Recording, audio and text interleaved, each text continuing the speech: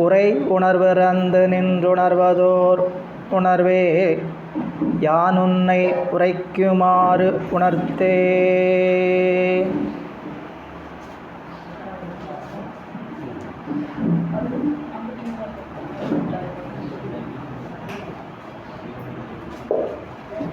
இல்லாமல்ல இறைவனுடைய அருட்பெரும் கருணையினாலும் குருவருளும் முன்னின் அருள் செய்ய எம்பிரான் தெய்வ சேக்கிழார் பெருந்தகை திருவாய் மலர்ந்தருளி இருக்கக்கூடிய திருத்தொன்று புராணமாகிய ஞான நூலினை தொடர்ந்து ஓதுவதற்கும் சிந்திப்பதற்கும் வழிபாடு செய்வதற்கும் குருவருளும் திருவருளும் நமக்கு வாய்ப்பை வழங்கியிருக்கின்றது. அந்த வகையில் குருவருளையும் திருவருளையும் மனம் மொழி மெய்களால் வணங்கி அடியேனை செந்நெறியில் ஆற்றுப்படுத்திய ஆசிரிய பெருமக்களின் திருவடிகளை வணங்கி வருகை புரிந்திருக்கக்கூடிய அத்தனை அன்பர்களின் திருவடிகளுக்கும் பணிவான வணக்கங்களை உரித்தாக்கி இன்றைய சிந்தனையை நாம் சிந்திக்க முற்படலாம். அன்பர்களே, எம்பிரான் தெய்வ சேக்கிழார் பெருமான் அருளியிருக்கக்கூடிய அந்த ஞான நூலில் சென்ற வகுப்பில் நாம் நம்பியாரூர் பெருமானுடைய வரலாற்றை சிந்திக்கக்கூடிய வகையில் தடுத்தாட்கொண்ட புராணத்தை சிந்தித்து கொண்டிருந்தோம். தடுத்தாட்கொண்ட புராணத்தில் நம்பியாரூர் பெருமான் மீது வழக்கை தொடர்ந்த இறைவன் அவருடைய வழக்கை சரியாக சாதிக்கிறார். அதை கேட்ட நீதிபதிகள் வழக்கிற்கான தீர்ப்பு வழங்குகின்ற நாளாக இன்றைய நாள் நாம் சிந்தித்திருந்தோம். சென்ற வகுப்பில் 62வது பாடல் நிறைவு செய்திருக்கிறோம். 62 வரையும் சிந்தித்திருக்கின்றோம். 61 பார்த்திருக்கிறோம். 62வது பாடல் இன்றைய சிந்தனையில் தொடர்கின்றது. திருச்சிற்றம்பலம். திரண்ட மாமரையோர் தாமும் திருநாவலூர் கோமுன் மருண்டது தெளிய அரண் தரு காப்பில் வேறு ஒன்று அழைத்துடன் ஒப்பு நோக்கி அரண் தரு காப்பில் வேறு ஒன்று ஒப்பு நோக்கி இரண்டும் ஒத்திருந்தது இனி செயல் இல்லை என்றார். இறைவன் சட்ட ஆலோசனை வழங்கினார்லவா, இவன் போய் இவனுங்க பாட்டனையே பார்த்துருக்க மாட்டான், இவனை போய் நீங்கள் இந்த ஓலையை பார்த்து சரி பார்த்து உங்கள் பாட்டனாருடைய கையெழுத்தானான்னு சொல்லுன்னு சொன்னால் அவனுக்கு என்ன தெரிய போகிறது? நீங்கள் அவருடைய பாட்டனாருடைய ஓலைச்சீட்டு அரண் தரு காப்பில் ஏதாவது இருக்குமாகில் அதை ஒப்பு நோக்கி வந்தது மொழிமீன் என்று சொன்னார் வலிய ஆட்கொள்ளும் வள்ளல் அப்படின்னு சொன்னதில் அதை ஏற்றுக்கொண்ட மன்றத்தவர்கள், நீதிமதியாக இருக்கக்கூடிய மறையவர்கள், திரண்ட மாமறையோர் தாம், அங்கு கூட்டமாக திரண்டிருக்கக்கூடிய மறையோர்களும் திருநாவலூர் கோமுன், திருநாவலூருடைய தலைவராக இருக்கக்கூடிய நம்பியாரூருடைய மருட்சி தெளியும் பொருட்டு மயக்கம், அவர் முன்னாடியே சொன்னார் இல்லைங்களா, எனக்கு இது ஒன்றும் புரியலை, 8ஆம் மாயையாக இருக்குதுன்னு சொன்னார். அப்போது அந்த மயக்கம் தெளியும் பொருட்டு மற்ற மறையவன் எழுத்து ஆள் ஓலை, மற்ற மறையவன் எழுத்தால் ஓலை அறந்தருகாப்பில் வேறு ஒன்று அழைத்துடன் ஒப்பு நோக்கி போய் கரணத்தானை எடுத்து வர சொல்லி ஒத்து பார்க்குறாங்க. இரண்டும் ஒத்திருந்தது என்னே இனி செயல் இல்லை. ரெண்டும் ஒன்றா இருக்குது. சிந்திச்சு பார்த்தீங்கன்னா, இறைவன் மண்டபத்துக்கு புத்தூரில் பெண் வீட்டுக்கு வந்து திருமணத்தை நிறுத்தும் பொழுது அவர் கொண்டு வந்த ஓலைச்சீட்டை படி ஓலை என்று சொன்னார். இப்போ நான் மூல ஓலை வைத்திருக்கிறேன்னு சொல்லியிருக்கிறார். அந்த மூல ஓலையை பிரித்து படித்து காட்டுறேன் கொடுங்க அப்படின்னு சொன்னபோது இங்கிருந்து எடுக்கும்போது அதில் என்னென்ன எழுத்தெல்லாம் வருவிக்க வேண்டுமோ அந்த எழுத்தை வருவித்தவர் அந்த செயலை எங்கே செய்திருக்கிறார்? எதை போல் நீங்கள் அங்கே ஏற்கனவே அவங்க பாட்டனாருடைய ஓலை இப்படி கேட்க வேண்டிய சூழல் ஏற்படுத்துவோம், அந்த கையெழுத்து மாதிரி இந்த கையெழுத்து என்ன பண்ணணும், சரியாக இருக்க வேண்டும் என்று பத்திரங்களை மூலப்பத்திரம் போலவே தயாரிப்பது. நீங்கள் திரைப்படத்தில் தான் பார்த்துருப்பீங்க. பத்திரத்தை மூலப்பத்திரம் போலவே தயாரிக்கிறதுக்கு என்ன பண்ணுவாங்கன்னா, இன்றைக்கி அச்சடித்து இன்றைக்கி எழுதி அதை பூரா அழுக்கான மாதிரிலாம் செஞ்சு அது எத்தனை ஆண்டுகள் பழமையுடையதோ அந்த பழமையை கொண்டு வந்து சேர்த்துவாங்க. இந்த நுட்பத்தையெல்லாம் சேக்கிழார் பெருமான் இப்படி செய்தார் அப்படின்னு காட்டுறார். எப்படிங்க? அரண் தரும் காப்பில் இருக்கக்கூடிய ஓலையில் என்ன கையொப்பம் இருக்கிறதோ, கை எழுத்து இருக்கிறதோ, அதை போலவே பெருமானிடத்தில் இருக்கக்கூடிய ஓலையிலும் கையெழுத்தை எழுதி தான் சாமி கொடுக்குறார். கொடுத்து நீட்டி ஒத்து பார்க்கிறார்கள். ஒத்திருந்தது, இனி செயல் இல்லை என்று கூறுகிறார். அப்போ என்னன்னு கேட்டிங்கன்னா, இனிமேல் பேசுவதற்கு ஒன்றுமில்லை, இவருடைய அடிமை என்பதில் எந்தவித மாற்றமும் இல்லை என்று தீர்ப்பு. நான்மறை முனிவனார்க்கு நம்பியாரூரர் தோற்றீர், பான்மையின் ஏவல் செய்தல் கடன் என்று பண்பின் மிக்க மேன்மையோர் விளம்ப நம்பி, விதிமுறை இதுவே ஆகில் யான் இதற்கு இசையேன் என்ன இசையுமோ என்று நின்றார். அங்கே இருக்கக்கூடிய மறையவர்கள் எல்லாம் தீர்ப்பை சொல்கிறார்கள். நம்பியாரூரீர், நீர் தோற்றி, இந்த வழக்கில் நீர் தோற்றுவிட்டீர்கள். இவர் எப்படி சொல்கிறாரோ அப்படி இவருக்கு நீங்கள் பணி செய்வது உங்களுடைய கடமை அப்படின்னு சொன்னார். சொல்லிட்டு அப்படிப்பட்ட தீர்ப்பை சொன்ன அந்த மேன்மையோர்கள் எல்லாம் நம்பியாரூரர்கிட்ட சொன்னவுடன், நம்பியாரூரர் இதுதான் விதிமுறையாக இருக்கும் என்றால் நான் இதற்கு மாட்டேன் என்று சொல்ல முடியுமா என்று மனம் ஒப்புகிறார்.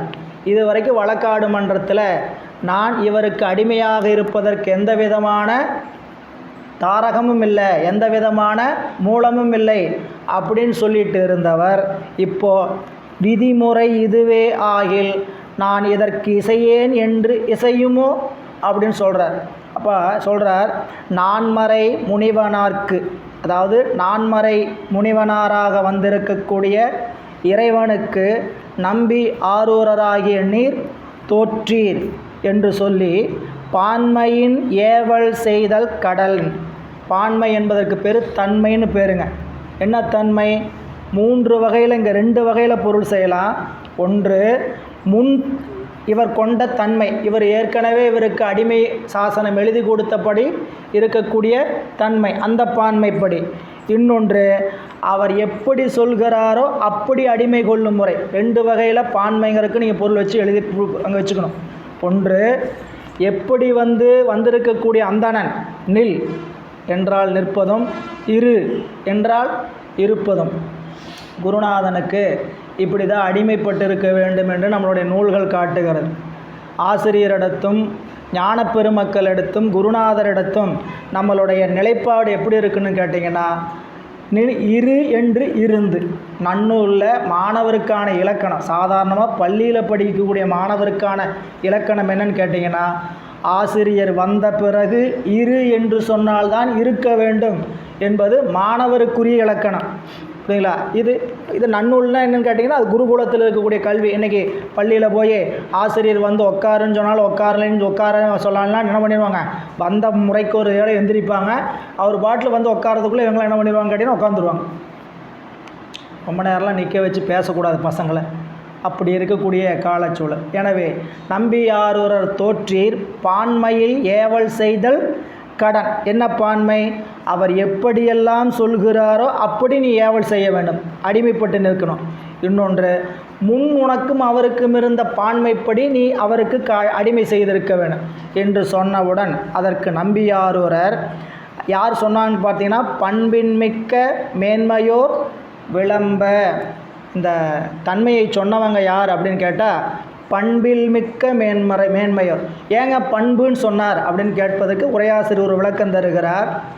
ஒரு பக்கமாக கோடுதல் இல்லாமல் நடுவு நிலைமையில் நின்று பஞ்சாயத்து பண்ணதுனால என்ன சொல்லிட்டாருங்க, இவர் பண்பின் மிக்கவர்கள். எப்பயுமே இந்த நீதி சொல்லக்கூடியவர்கள் எப்படி இருக்கணும் அப்படிங்கிறதுக்கு ஒரு வள்ளுவர் நெறி காட்டுறார். எப்படின்னா, 3 வகை தொடர்புகளையும் பார்க்கக்கூடாது. சரிங்களா? இது ரொம்ப நுட்பமாக நீங்கள் கவனிக்கக்கூடிய அந்த திருக்குறள் 11வது அதிகாரத்தில் நன்றி மறவாமைன்னு ஒரு அதிகாரம், 12வது அதிகாரம் நடுவு நிலைமை என்ற அதிகாரம். நன்றி மறவாமை என்ன? நன்றி மறவாமை, எனக்கு ஒருத்தர் பக்கத்து வீடாக இருக்கிறாங்க. சரிங்களா? 2 பேரும் நண்பர்கள். எதிர் வீட்டில் ஒரு எதிராளி இருக்கிறான். இந்த நண்பன் எனக்கு நிறைய உதவி செய்திருக்கிறான், இந்த நண்பன் எனக்கு நிறைய உதவி செய்திருக்கிறான். இந்த 2 பேர்த்துக்கும் இடையில் ஒரு பிரச்சனை. 2 பேரும் நடு வீட்டில் இருக்கிறாரு, அவர் ரொம்ப நல்லவர். சரிங்களா? தெய்வ பக்தியுடையவர், யார் பக்கமும் பேச மாட்டார் அப்படின்னு நம்மளை நம்பிட்டு வந்து என்ன சொல்லுவாங்க, பஞ்சாயத்து சொல்லுவாங்க. சொல்லும்போது இவர் எனக்கு நல்லா உதவி செஞ்சுருக்கிறார், இவர் எனக்கு அதோடு நல்லா உதவி செஞ்சுருக்கிறார், எதுக்கு இவர் பக்கம் பேசிடுவோமோ அப்படின்னு பேசக்கூடாது. புரியுங்களா? நட்பு. எதிராளி, எதிர் வீட்டில் ஒருத்தர் இருக்கிறான், எனக்கு பகை. புரியுங்களா? அந்த பகையாளிக்கும் இந்த நட்பாளிக்கும் ஒரு பிரச்சனை. 2 பேரும் ஊர் பஞ்சாயத்தில் பஞ்சாயத்து தலைவராக நான் இருக்கிறேன்னு வச்சுக்கேன். என்கிட்ட வந்து சொல்கிறாங்க, என்ன சொல்கிறேன், பகையாளி இவனை நான் எப்படி பழி வாங்கலான்னு பார்த்துட்டு இருந்தேன், இவனுக்கு தீர்ப்பு சொல்லிடலாம் எதிரா அப்படின்னு சொல்ல முடியாமா? நட்பு, பகை ரெண்டையும் பார்க்கக்கூடாது. 3வது சொன்னார் நொதுமல். நொதுமல்லாம் என்னென்னு கேட்டிங்கன்னா, இவர் எனக்கு நட்பும் இல்லை பகையும் இல்லை, எனக்கு ஒரு ஊருக்குள்ளே இருக்கிற ஒருத்தர். இப்படி 3 வகை சம்பந்தமுடையவர்களிடத்தும் கோடுதலின்றி நடக்கும் தன்மைக்கு பேர் நடுவு நிலைமை. இது நம்ம உலகியல் அப்படி நம்மளால் வச்சு பார்க்க முடியுதான்னு கேட்டிங்கன்னா முடியல. ஏன், நமக்கு ஒரு சார்பு யார் நம்மளுக்கு பிடிச்சிருக்குதோ அவங்க பார்த்தா நியாயம் பேசுறது தான் நம்மளுடைய வழக்கம். இது சிவபிரகாசத்தில் அருமையாக சொல்லுவார், சரிங்களா? அவை அடக்கம் அப்படின்னு சொல்லிட்டு, அவை அடக்கத்தில் சொல்லும் பொழுது, நான் ஒரு சிவபிரகாசம்னு ஒரு நூலை செய்திருக்கிறேன், இந்த நூலை படிக்கிறவங்க இந்த நூல் நல்லா இருக்குதுன்னு சொல்லணும், இந்த நூல் நல்லா இருக்குது அருமையான நூல்னு சொல்லணும். எப்படி ஏற்றுக்கொள்வார்கள் அப்படின்னு கேட்கறதுக்கு 3 வகையான நிலைமை சொல்கிறார். என்ன? முதல் தலைமாணாக்கர், இடையில் இருக்கக்கூடியவங்க, முதல் தரம், இடைத்தரம், கடையாக இருக்கக்கூடியவர்கள். முதல்ல இருக்கக்கூடிய முதன்மையாக இருக்கக்கூடியவங்க என்ன பண்ணுவாங்கன்னு கேட்டிங்கன்னா, ஒரு மாணிக்கக்கல்ல அதை பொதிஞ்சு வைத்திருக்கக்கூடிய ஒரு அந்த உரையினுடைய குற்றத்தை பார்க்காம, அந்த மாணிக்கக்கல்னால் எதில் பொதிஞ்சு வைப்பாங்கன்னு கேட்டிங்கன்னா தோளில். புரியுங்களா? செருப்பு தோல், இந்த மாதிரி விலங்கினுடைய தோளில் புதிஞ்சு வைப்பாங்க. இந்த விலங்கினோட தோளில் புதிஞ்சு வச்சுருக்கிறாங்களேங்கிறக்காக அந்த மாணிக்கக்கல்லை என்ன பண்ண மாட்டாங்க, குற்றமாக நினைக்க மாட்டான். அதுபோல் என்னுடைய நூலை இந்த மாணிக்கக்கல்லாக மதித்து என்னிடத்தில் வந்து இருக்குதுன்னு என்னை யாரும் பார்க்க மாட்டாங்க. இப்போ இந்த உலகத்தில் என்ன பிரச்சனைன்னு கேட்டிங்கன்னா, கண்ணதாசன் ஒரு மன்றத்தில் சொற்பொழிவு போட்டி மன்றத்தில் போனப்போ அவர் நடந்த செய்தி அவருடைய புத்தகத்தில் வெளியிட்டிருப்பார். என்னென்னு கேட்டிங்கன்னா, அவர் ஒரு போட்டி நடக்கிறது, கவிதை போட்டி. அந்த கவிதை போட்டியில் இவர் ஒரு கவிதை எழுதியிருக்கிறார். பக்கத்தில் இருக்கக்கூடிய புதிதாக வந்திருக்கக்கூடிய ஒருவன் கவிதை எழுதியிருக்கிறான். இந்த 2 பேர் எழுதின கவிதையில் கீழே கையெழுத்தை மட்டும் மாற்றி போட்டுக்கிட்டாங்க. அவன் எழுதின கவிதையில் இவருடைய பெயரும், இவர் எழுதின கவிதையில் அவருடைய பெயரையும் போட்டு இந்த கவிதை போட்டியினுடைய இது எதுக்கு போச்சுங்க, தீர்ப்புக்கு போச்சு. போன உடனே அங்கே இருக்கிறவங்க என்ன பண்ணாங்களாம், கண்ணதாசன் எழுதின கவிதை தானே சரியாக நல்லாயிருக்கும் அப்படின்னு தீர்ப்பு அவர் பக்கம் வழங்க. அப்போ இந்த உலகத்தில் பாரபட்சம் முகத்தை பார்த்து நம்ம சொல்லக்கூடிய செய்திகள் நிறையா நம்ம கோடுதல் ஆகிடுவோம். அப்படி கோடுதல் இல்லாமல் இருக்கிறது தான் உயர்ந்தவர்களுக்கு பண்பு. நீங்கள் அவர் சரியாக நடப்பாருங்க, அவர் நியாயத்தின் பக்கம்தான் நிற்பார். என்றைக்கு போனீங்கனாலும் அவர் வந்து நியாயத்துக்கு தர்மத்துக்கு தவிர்த்து ஒன்று பேசவே மாட்டார் அப்படின்னு ஒரு பேரை நீங்கள் எடுக்கிறதுனா எவ்வளவு காலம் ஆகுன்னு யோசிச்சு பாருங்க. சரிங்களா? ஒரு 70 வயசு 80 வயசு வாழ்கிறோம், புரியுங்களா? இந்த 80-70 வயசு வரை வாழ்கிற காலத்தில் ஒரு 40 வயதுலேயே அந்த பேர் எடுக்கிறவங்க இருக்கிறாங்க. அந்த ஆள்கிட்ட போகாதீங்க, வாயை திறந்தா புழுகு, போனால் நம்ம ஆளுக்கு தகுந்த மாதிரி பேசிகிட்டு இருப்பா அப்படின்னு சொல்கிறதுக்கு எவ்வளோ காலம் ஆகும்? சொற்ப காலம் ஆயிரும். ஆனால் ஒரு நல்ல பேரை ஒரு சமூகத்தில் இவர் சரியாக நடப்பவர் என்று சொல்லக்கூடிய நல்ல பேர் எடுப்பதுங்கிறது மிக கடினமான ஒன்று. எனவே அந்த சபையில் இருந்தவர்கள் பண்பின் மிக்கவர்களாக இருந்ததற்கான காரணம் கோடுதலின்றி. என்ன கோடுதலின்றி அப்படிங்கிற பண்பு மிக்கன்னு கேட்டிங்கன்னா, இப்போ இந்த மறையவர்களாம் என்ன குலத்தை சார்ந்தவங்க? அந்தணர் குலத்தை சார்ந்தவர்கள். வந்து நீதிபதியாக தீர்ப்புக்கு நிற்பவர் யார்? தன்னுடைய குலத்தை சார்ந்து இருக்கக்கூடிய நம்பி ஆரூரர். வந்திருக்கக்கூடிய மறையோர் அந்த கிழவர் யாருன்னு உங்களுக்கு முன்பின் தெரியாது. நம்ம ஊருக்காரையா தீர்ப்பு நாம் பார்த்து சொல்லி நம்ம பக்கம் சாதகமாக சொன்னால் தானே நாளை மணி நம்மளை மதிப்பான் அப்படின்லாம் இல்லாமல் வந்தவர் என்ன நியாயம் சொல்லியிருக்காங்க, நியாயத்தின் பின் நின்று பண்பின் மிக்க மேன்மையோர் விளம்ப நம்பி விதிமுறை இதுவே ஆகில். அந்த வார்த்தை கவனிங்க. நம்பியார் என்ன நினைக்கிறாங்களா? விதியும் முறையும் இதுவே ஆகில். அந்த வார்த்தையில் 2மே சேர்த்தணும். விதியும் முறையும் இதுவே ஆகில். என்ன விதி அப்படின்னு கேட்டிங்கன்னா, நீதிமன்றம் சொன்ன விதிப்படி முன் நின்ற விதி ஒன்று, நீதிமன்றத்தில் சொன்ன தீர்ப்பின்படி விதி இன்னொன்று கைலையில் இவர் கேட்டுக்கொண்ட விதியின்படி, இந்த 2 விதியின்படி முறைமை என்று சொல்லக்கூடியது மறையவர் கூடிய தீர்ப்பு முறைமை. அப்போ விதி நம்பியாரூர் முன் நின்ற விதி, அவர் கைலையில் ஏற்றுக்கொண்ட விதி, முறைமை தீர்ப்பு சொல்லிய நீதிமன்றத்தினுடைய முறைமை. இந்த 2 முறைமையும் இதுவே ஆகி இப்படி தான் இருக்கும்னா, இதற்கு யான் இசையேன் என்ன இசையுமோ, நான் எப்படிங்க மாட்டேன்னு சொல்ல முடியும்? நான் சொல்ல மாட்டேன்னு நான் சொல்லணும்னா இந்த வார்த்தை சொல்லணின்னு சொல்லுவார். அப்போ யான் இதற்கு இசையுமோ என்னில் என்ன இசையுமோ என்று நின்றார். அப்படி சாமி அப்படியே என்ன பண்ணுறாங்க, சம்மதம் பண்ணி இதற்கு நான் மாட்டேன்லாம் சொல்ல முடியாது என்று சொல்கிறார். திருமிகு மறையோர் நின்ற செழுமறை முனியை நோக்கி, அருமுனி நீ முன்காட்டும் ஆவணம் அதனில் எங்கள் பெருமை சேர்ப்பதியே ஆக பேசியது. உமக்கு இவ்வூரில் வருமுறை மனையும் நீடு வாழ்க்கையும் காட்டுக என்றார். வழக்குக்கு தீர்ப்பு சொன்ன நீதிபதிகள் மறையவர்கள் உடனே அவரை நிறுத்தி, யாரைங்க, ஒரு நிமிடம் அப்படி அந்த பேச்சுவார்த்தை நடந்து, அதுக்கு மாட்டேன்னு நான் சொல்ல முடியுமா? இரு நம்பி, ஒரு நிமிடம் இருக்கட்டும். ஐயா முனிவரே, நீங்கள் உங்களுடைய ஓலைச்சுவடியில் எங்களுடைய பெருமை மிகுந்த பதியாக இருக்கக்கூடிய வெண்ணெய்நல்லூர் தான் உங்களுடைய ஊர்னு சொல்லியிருக்கிறீங்க. நாங்கள் இதுக்கு முன்னாடி உங்களை இந்த ஊரில் பார்த்ததும் இல்லை, கேள்விப்பட்டதும் இல்லை. நீங்கள் இருக்கக்கூடிய வீடும் வாழக்கூடிய வாழ்க்கையும் எங்களுக்கு காட்டுக அப்படின்னு அந்த பெரியவங்க வந்திருக்கக்கூடிய இறைவனை கேட்கிறார்கள். திருமிகு மறையோர் நின்ற செழுமறை முனியை நோக்கி, எப்படி நின்ற? வெற்றி பெற்று நின்ற. இந்த நின்றங்கிற வார்த்தைக்கு எங்கே என்ன பொருள்? 2 பொருளுங்க. ஒன்று வெற்றி பெற்று நின்ற, இன்னொரு பொருள் இயக்கி நின்ற. யாரையெல்லாம் இயக்கினார் நம்ம கவனிச்சுப்பாங்க. மனம் வந்த புத்தூரில் திருமணம் அங்கே நின்று போகும்போது எத்தனை பேர் நின்றாங்க, அத்தனை பேரையும் இயக்கி ஒவ்வொருத்தரையும் பேச வச்சார். நீங்களாம் மனுஷனாப்பா, திருமணம் நடக்கிற நேரத்தில் வந்து கல்யாணத்தை நிறுத்தி இவன் அடிமைன்னு சொல்கிறே அப்படின்னு சிலர் வெகுண்டார், சிரித்தார், சிலர் சென்றார், போனார் அப்படிலாம் பார்த்தோம் இல்லைங்களா? அப்படி எல்லோரையும் இயக்கி தன் பின்னால் வெண்ணெய்நல்லூருக்கு இத்தனை பேரையும் வர வைத்து இயக்கி வெண்ணெய்நல்லூர் நீதிமன்றத்தில் இருக்கக்கூடியவளாக இயக்கி நின்ற. அப்படி இயக்கி நின்ற வெற்றி பெற்று நின்ற மறையவரை முனியை நோக்கி, அருமுனி நீ முன்னம் காட்டும் ஆவணம் அதனில், எங்கள் முன்னால் காட்டனிலப்பா, அந்த ஓலைச்சுவடியில் எங்கள் பெருமை சேர்ப்பதியே ஆக பேசியது. நீ என்ன சொல்லியிருக்கிற? எங்கள் பெருமை சேர்ப்பதி. புரியல? எல்லாருக்குமே அவங்க ஊர் அவங்களுக்கு கைலாசம். எல்லோரும் சொல்லுவாங்க, ஊராக சுற்றிட்டு வருவாங்க, அப்பா ஊருக்கு வந்தால் தாப்பா நிம்மதியாக இருக்குது. சரிங்களா? நம்ம வாழக்கூடிய இடம்தான் கைலாயம்.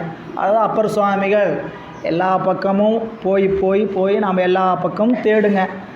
திருமூல தேவநாயனார் சொல்லும்போது, தேடி தேடி நாடும் நகரமும் நற்திருக்கோயிலும் தேடி திரிந்து சிவபெருமான் என்று பாடுமின் பாடி பணிமின் பணிந்தபின் கூடிய நெஞ்சத்தே கோயிலா கோல்வனே. நாம் இந்த பாடலுக்கு அங்கே விளக்கம் எங்கே பார்த்தோங்க? திருமலை சருக்கத்திலே பார்த்தோம். திருமலை சருக்கத்தில் இருக்கக்கூடிய அந்த கைலாயம் என்பது உச்சியில் பூத்து இருக்கக்கூடிய பெரிய மலர்னா, அதில் வந்திருக்கக்கூடிய தளிர்கள் தான் இந்த உலகத்தில் இருக்கக்கூடிய அத்தனை தலங்களும். அப்படியே திருச்சேத்திர கோவில் அப்பர் சுவாமிகள் கைலாயநாதனையே காணலாமே 10 பாடல். தில்லை சிற்றம்பலம் செம்பொன் பள்ளி தேவன்கூடி சிராப்பள்ளி செங்குன்று அப்படின்னு சொல்லி எல்லா பாடலையும் எந்தெந்த ஊரெல்லாம் நம் நாட்டில் இருக்குது பாடல் பெற்ற திறங்களோ அவற்றையெல்லாம் காண்பித்து கைலாயநாதனையே காணலாமே, கைலாயநாதனையே சரி, இப்போ நீங்கள் உள்ளே போய் இங்கே பேரே அவர் கைலாசநாதன். நீங்கள் வேறு ஊருக்கு போனீங்கன்னா வேறு பேர் இருக்கும். சென்னிமலையில் இருக்கக்கூடிய அன்பர்கள் உள்ளே போய் பார்த்தீங்கன்னா அவர் யார்? கைலாசநாதன். கைலாயநாதன் இங்கே இருக்கிறார். சரிங்களா? ஏன்னா எல்லாருனாலே கைலாயத்துக்கு போய் தரிசனம் பண்ணுறதுக்கான சூழலும் உடல் அமைப்பும் செல்வ செழிப்பும் இருக்கிறதான்னு கேட்டால் வாய்ப்பு மிக மிக குறைவு. தவம் தாங்க வேணும். திருக்கைலாயத்தில் போய் பெருமானை வழிபாடு செய்துட்டு மீண்டும் வருவதற்கான தவம் மிகுந்து செய்திருக்கணும். சரிங்களா? அது அது பாருங்க, நாம் இந்தியா முழுக்க மொத்தமாக எவ்வளோ வினை செய்திருக்கிறோம். தவத்தினுடைய குறைவு சீன எல்லையில் இருக்குது. நம்மளுடைய கைலாயம், திருக்கைலாயம் சீன நாட்டினுடைய ஆக்கிரமிப்பில் இருக்குது. ஆக்கிரமிப்பு தான், அது மாற்றமே கிடையாது. ஆனால் இனி அது வரலாற்று செய்தி நாம் மாற்ற முடியாது. ஆனால் நம்ம பெருமக்கள் நமக்கு காட்டியது என்னன்னு கேட்டிங்கன்னா, திருக்கைலாயத்தை நீங்கள் இருக்கின்ற திருத்தலத்தில் வழிபட்டு பழகுங்க. ஞானசம்பந்த பெருமான் திருக்கைலாயத்துக்கு போகலை, சரிங்களா? அவர் என்ன பண்ணார்? காலத்திலிருந்தே ஞானசம்பந்த பெருமான் திருக்கைலாய பெருமானை இங்கிருந்தே வணங்கினார். அதுக்கு சேக்கிழார் பெருமான் ஒரு காரணம் சொல்வார் பின்னாடி, சரிங்களா? அங்கு தமிழ் வழக்கில்லை, அதனால் செல்லவில்லை என்றார். அப்பர் சுவாமிகள் திருக்கைலாயத்துக்கு போனார், நடந்தே போனார், புரியல? அப்போ எல்லா வகை வழிகளும் நமக்கு காட்டப்பட்டிருக்கின்றன. அந்த வகையில் நம்மளுடைய வெண்ணெய்நல்லூர் பித்தனாக இருக்கக்கூடிய அந்த பெரியவரை பார்த்து, அருமுனி நீ முன் காட்டும் ஆவணமதனில் எங்கள் பெருமை சேர் பதியே ஆக பேசியது நீ அப்படின்னு சொன்ன. என்னன்ட்டு, என்னுடைய ஊர் வெண்ணெய்நல்லூர் பித்தனுக்குன்னு சொல்லியிருக்கிற இல்லையா? உங்களை இந்த ஊரில் இதுக்கு முன்னாடி நான் பார்த்ததே இல்லை. உமக்கு பெருமை சேர் பதியே ஆக பேசியது. அந்த உமக்குங்கிற வார்த்தை 2 வரியிலும் சென்று இணைக்கக்கூடிய ஒரு அருமையான ஒரு சொல். இதுக்கு இலக்கணத்தில் தீவகம் பேருங்க. சிங்கநோக்கு, தீவகம். என்ன சிங்கநோக்கு அப்படின்னா, சிங்கம் நடக்கும்போது முன்பார்வை மட்டும் இல்லாமல் பின்னாடி அதனுடைய பார்வை இருக்கும் என்பது சிங்கத்தினுடைய தனித்தன்மை. இப்படி இலக்கணத்தில் ஒரு குறிப்பு வச்சிருக்கிறான். என்ன? ஒரு சொல்ல 2 பக்கமும் பொருத்தி போல் செய்வது. உமக்கு பெருமை சேர் பதியே ஆக பேசியது. அடுத்தது, உமக்கு இவ்வூரில் வருமுறை மனையும் நீடு வாழ்க்கையும் காட்டுக என்றார். சரி, ஏன் இப்படி கேட்கணும்? தீர்ப்பு வழங்கியாச்சு, நீ பாட்டில் போய் அடிமை இப்போ அந்த பார்ப்பா அவர் என்னென்ன வேலையெல்லாம் செய்கிறாரு போய் சொல்கிறா, நீ போய் செய்ப்பான்னு சொல்ல வேண்டியதானே. இவர் அதை விட்டுட்டு உங்கள் வீடு வாழ்க்கையும் காட்டுப்பா. வாழ்க்கை என்பது உனக்கு துணை நலம். யார் வாழ்க்கைங்கிறது யாரை சொல்லுதுங்க? துணை நலம். வாழ்க்கையின் உங்கள் கூட இருக்க வசிக்கக்கூடிய உன்னுடைய உறவுகளை காட்டுன்னு சொன்னவுடன் ஏன் அப்படி இந்த மன்றத்தில் இருக்கவங்களை கேட்டாங்கன்னு கேட்டிங்கன்னா, அந்த தீர்ப்பு செல்லுபடி ஆகணும்னா இவர் போய் அவருக்கு அடிமையாக இருக்கணும்னா அவருக்கு ஒரு இடம் இருக்கணும், வீடு இருக்கணும். வீடு இருந்தால் தான் இவர் சொன்ன தீர்ப்பு செயல்பாட்டுக்கு வரும். இல்லாட்டி மறுபடியும் எங்கே வந்து நிற்பாங்க? ஐயா அவர் சொன்ன இடமும் இல்லை, அவர் எங்கேயும் என்னை கூப்பிட்டுருக்கிறாரு அப்படின்னு சொல்லி மீண்டும் நீதிமன்றத்தை நாட வேண்டி இருக்குங்கிறதுக்காக நீடு மனை, அதான் சொல்கிறார், வருமுறை மனையும் நீடு வாழ்க்கையும் காட்டுக என்று சொன்னதுக்கு காரணம், தமது தீர்ப்பு நடைமுறைக்கு வர வேண்டுமாயின் இங்கு அவன் வேதியருக்கு ஊரில் வீடும் வாழ்க்கையும் வேண்டுமென்றோ. அவருக்கு வீடும் வாழ்க்கை இருந்தால் தான் அந்த தீர்ப்பு நடைமுறைக்கு வரும். அதுக்கு நிறைய விளக்கம் பிரித்தெழுதுகிறார் சிவக்குமணி ஐயா அவர்கள். அப்படி கேட்டவுடன், பொறுவரும் வழக்கால் வென்ற புண்ணிய முனிவர் என்னை ஒருவரும் அறியீர் ஆகில் போதும் என்று உரைத்து சூழ்ந்த பெருமறையவர் குழாமும் நம்பியும் பின்பு செல்ல திருவருள் துறையே புக்கார் கண்டிலர் திகைத்து நின்றார். இப்போது இந்த வழக்கில் வெற்றி பெற்றவர் எல்லாரையும் பார்த்து அங்கே இருக்கக்கூடியவரெல்லாம் கேட்குறார், என்னை யாருன்னு உங்களுக்கு இன்னும் தெரியலையா? நல்லா பாருங்கள், இன்னும் உங்களுக்கு தெரியலையா? சரி வாங்க நான் காட்டுறேன் அப்படின்னு சொல்லி அந்த மறையவர் கூட்டத்தையும் நம்பியும் பின்வர நம்மளுடைய பெருமான் திருவருட்துறையாகிய வெண்ணெய்நல்லூர் திருவருட்துறை திருக்கோயிலில் சென்று புகுந்தார்.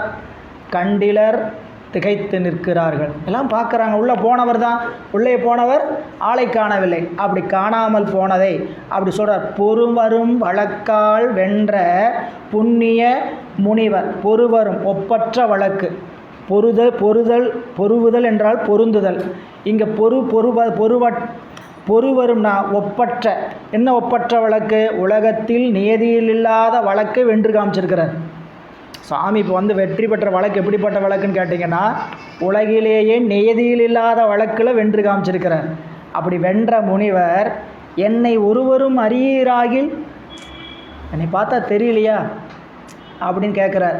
கேட்டுட்டு சரி போதும் என உரைத்து என்னோட பின்னாடி வாங்க அப்படின்னு திருவிளையாடலில் பார்த்தீங்கன்னா நல்லா பாரு எனக்கு நல்லா தெரியலையா அப்படின்னு டவான்னு மறைஞ்சிருவேன் இல்லைங்களா. அப்போது இங்கே என்னை பார்த்து கேட்குறார், நல்லா பாருங்க எனக்கு தெரியலையா அப்படின்னு சொன்னபோது ஒருவரும் அறிய முடியாது, ஏனெனில் அவன்தான் காட்ட வேண்டும், அவன் காட்டாது நாம் ஒருவரும் காண்பாரார். இறைவன் தான் காட்டணுங்கிறதுக்கு அப்பர் சுவாமியில் ஒரு அருமையாக பாட்டு வச்சுருக்கிறார். காண்பாரார் கண்ணுதலாய் காட்டாக்காலே. நாம் யாரால் ஏங்குகிறோம், நாம் யாரால் நடக்கிறோம், நாம் யாரால் பேசுகிறோம், நாம் யாரால் பாடுகிறோம், யாரால் நுகர்கிறோம் என்று உடம்பில் இருக்கக்கூடிய அத்தனை உறுப்புகளும் இயங்குவதற்கு, உடம்பு மட்டுமல்ல உலகம் அனைத்தும் இயங்குவதற்கு ஒப்பற்ற தூணாக இருப்பவன் யாருன்னு கேட்டால் சிவம். அதனால தான் ஒரு பாட்டில் அருமையாக சொன்னார், ஆட்டு வித்தால் ஆரொருவர் ஆடாதாரே, அடக்கு வித்தால் ஆரொருவர் அடங்காதாரே, பாட்டு வித்தால் ஆரொருவர் பாடாதாரே, பணிவித்தால் ஆரொருவர் பணியாதாரே, ஓட்டு வித்தால் ஆரொருவர் ஓடாதாரே, உருகுவித்தால் ஆரொருவர் உருகாதாரே, காட்டுவித்தால் ஆரொருவர் காணாதாரே, காண்பாரார் கண்ணுதலாய் காட்டாக்காலே. காண்பாரார் கண்ணுதலாய் காட்டாக்காலே. எல்லாம் இன்னும் கொஞ்சம் புரிகிற மாதிரி வச்சுக்கிட்டின்னு வச்சுக்க. இப்போ சென்னிமலையில் தைப்பூசம் வருகிறது. இந்த வரிசையாக கடை போடுவாங்க, நிறையா கடை போடுவாங்க. உங்களை போய் பார்த்துட்டு வாங்கன்னு ஒரு 10 பேர்த்த அனுப்புகிறோம் சரிங்களா. என்னென்ன பார்த்தீங்க அப்படின்னு சொல்லுங்கள் அப்படின்னு சொல்லி உங்கள்கிட்ட ஒரு தாள் கொடுத்து எழுத சொல்கிறோம். சென்ற 10 பேருமே ஒரே மாதிரி எழுதிட்டு வருவீங்களா? ஒருத்தர் சில்லி கடையை பார்த்தேன், ஒருத்தன் காளாங்கடையை பார்த்தோம், ஒருத்தர் பொம்மை கடையை பார்த்தோம், ஒருத்தர் அப்பள கடையை பார்த்தோம், ஒருத்தர் ராட்டனத்தை பார்த்தோம். அப்படின்னு அவங்கவுங்க பார்த்து யாருக்கு எதை காட்ட வேண்டும் என்று திருவருள் தான் முடிவு செய்கிறார். எல்லோரும் ஒரே இடத்துக்கு தான் போகிறோம், எல்லோரும் ஒரே இடத்துக்கு தான் அனுப்புகிறோம். ஆனால் அனுப்பின இடத்துல இந்த ஆன்மாவுக்குரிய பயனுக்குரிய செயல்பாடு எது வினைப்பயன் என்று பெருமான் தான் முடிவு செய்கிறார். அதை காண்பாரார். எனக்கு எதை நுகர்விக்க வேணும், அன்னைக்கு எதை நுகர்விக்கணுங்கிறத பெருமான் தான் முடிவு செய்கிறார். அப்போது அந்த காட்டுகின்ற காட்சியை எல்லோருக்கும் காட்டினாலும் காணுகின்ற தகுதியை நாம் பெற்றிருந்தால் மட்டும்தான் இறைவனை காண முடியும். புரியுங்களா? எனவே ஒருவரும் அறியீராயில் போதும் என உரைத்து சூழ்ந்த பெருமறையவர் குழாம், அவரை சுற்றியிருந்த பெருமறையவர்கள் கூட்டமும் நம்பியும் பின்பு செல்ல, 2 பேரெல்லாம் கூட்டமாக இறைவன் பின்னால் செல்ல இறைவன் திருவருள் துறையே புக்கார். திருவருள் துறை கோயிலினுடைய பெயருங்க. வெண்ணெய்நல்லூரில் இருக்கக்கூடிய திருக்கோயிலுக்கு பெயர் திருவருட்துறை. திருப்பெருந்துறை, திருத்துறை, திருத்துறையூர். துறைன்னா என்னென்னு கேட்டிங்கன்னா, அந்த கடலில் தத்தளிச்சுக்கிட்டு இருக்கிறவங்கள துறையில் இருக்கிறவங்க தான் காப்பாற்ற முடியும். ஏற்கனவே கடலில் தத்தளிச்சுட்டு இருக்கவங்கள இன்னொருத்தர் தத்தளிச்சுட்டு இருக்க காப்பாற்ற முடியுமானா காப்பாற்ற முடியாது. இங்கே அதுக்குன்னு ஒருத்தர் இருப்பார், தோணியை ஓட்டுறவர். இல்லைங்களா? தோணி நடந்துங்க படகை செலுத்துகிறவர். கடற்கரையில் நின்றுட்டுருப்பார், அவருக்கு தோணிநாதர், தோணிபுரநாதர், சீர்காழிநாதர். இல்லைங்களா? அப்போ தோணிபுரத்து இறைவன் தான் துறையிலிருந்து காப்பாற்ற வேண்டும் என்று நாம் சிந்திக்கணும். புரியுங்களா? நம்மளுக்கு இந்த உலகம் அருட்துறை, இந்த உலகம் மருட்துறை. இந்த உலகத்து இந்த மருட்துறையாகிய இடத்திலிருந்து திருத்துறையூருக்கு நாம் செல்லணும். திருப்பெருந்துறைக்கு செல்ல வேண்டும், இறைவனுடைய திருவருட்துறைக்கு செல்ல வேண்டும். நம்மளுடைய அறிவு எங்கு செல்ல வேண்டும் அப்படின்னு கேட்டிங்கன்னா திருவருட்துறைக்குத்தான் செல்லணுமே தவிர திருமருட்துறைக்கு செல்வதற்கான இல்லை. அப்போ எங்கே நாம் இருக்கிறோன்னு கேட்டிங்கன்னா மயக்கம் கொடுக்கக்கூடிய துறையில் இருக்கிறோம். இப்போ உலகத்தில் பல வகையான துறை உண்டு. எந்த துறையாக இருந்தாலும் எல்லாம் மயக்கம் தர்ற துறை தான். பொதுப்பணித்துறை, நீர்வளத்துறை, மீன்வளத்துறை, கல்வித்துறை, என்னென்ன துறையெல்லாம் இருக்கோ எல்லா டிபார்ட்மெண்ட்டையும் வச்சுங்க. இந்த துறை எந்த துறையாவது தெளிவு தருமான்னு கேட்டிங்கன்னா என்றைக்கும் தெளிவு தராது, மயக்கத்தை தான் ஏற்படுத்தும். இதில் ஒவ்வொரு துறையிலையும் அவங்களுக்கு ஒவ்வொரு மயக்கம். என்ன மயக்கம்? வேலையில் மயக்கம், சரிங்களா, சம்பளம் சரியாக நேரத்துக்கு வர மாட்டேங்குதுன்னு மயக்கம். இதில் எங்கேயாவது தெளிவு கிடைக்குமான்னு கேட்டால் தெளிவு கிடைக்கக்கூடிய துறைக்கு பேர் தான் திருப்பெருந்துறை, திருவருட்துறை. இந்த கோயிலுடைய பெயர் நீங்கள் ஊரில் தெரியாது. நீங்கள் பல ஊரில் இப்போ நம்ம பக்கத்துலேயே கொடுமுடி, இந்த கொடுமுடிங்கிறது கோயிலுடைய பெயருங்க. கோயிலுக்கு தான் கொடுமுடின்னு பேர். நம்ம இன்றைக்கி ஊருக்கு என்ன பேர் வச்சு வழங்குறோம்? கொடுமுடின்னு வழங்குறோம். ஆனால் ஊருக்கு பேர் அதல்ல, கரையூர். அந்த ஊரினுடைய பெயர் கரையூர். அவிநாசி என்பது கோயிலுக்குரிய பெயர், ஊருக்குரிய பெயர் அல்ல. ஆனால் ஊருக்குரிய பெயராக வழங்கப்படும். அந்த ஊருக்கு என்ன பேர்? திருப்புக்குழியூர். அப்படிங்களா? கரையூரில் பாண்டி கொடுமுடி நட்டவா உனை நான் மறைக்கினும் சொல்லும்னா நமச்சிவாயவே, புக்கொழியூர் அவிநாசியே பற்றாக வாழ்வேன் பசுபதியே பரமேட்டியே. சரிங்களா? இப்போ இந்த பெருமானுடைய திருக்கோயில் பேரை ஊருக்கு ஆகலாம், கோயிலுடைய பெயரே ஊருக்கும் ஆகலாம். ரெண்டு வகையில் மாறியும் வருகிறது.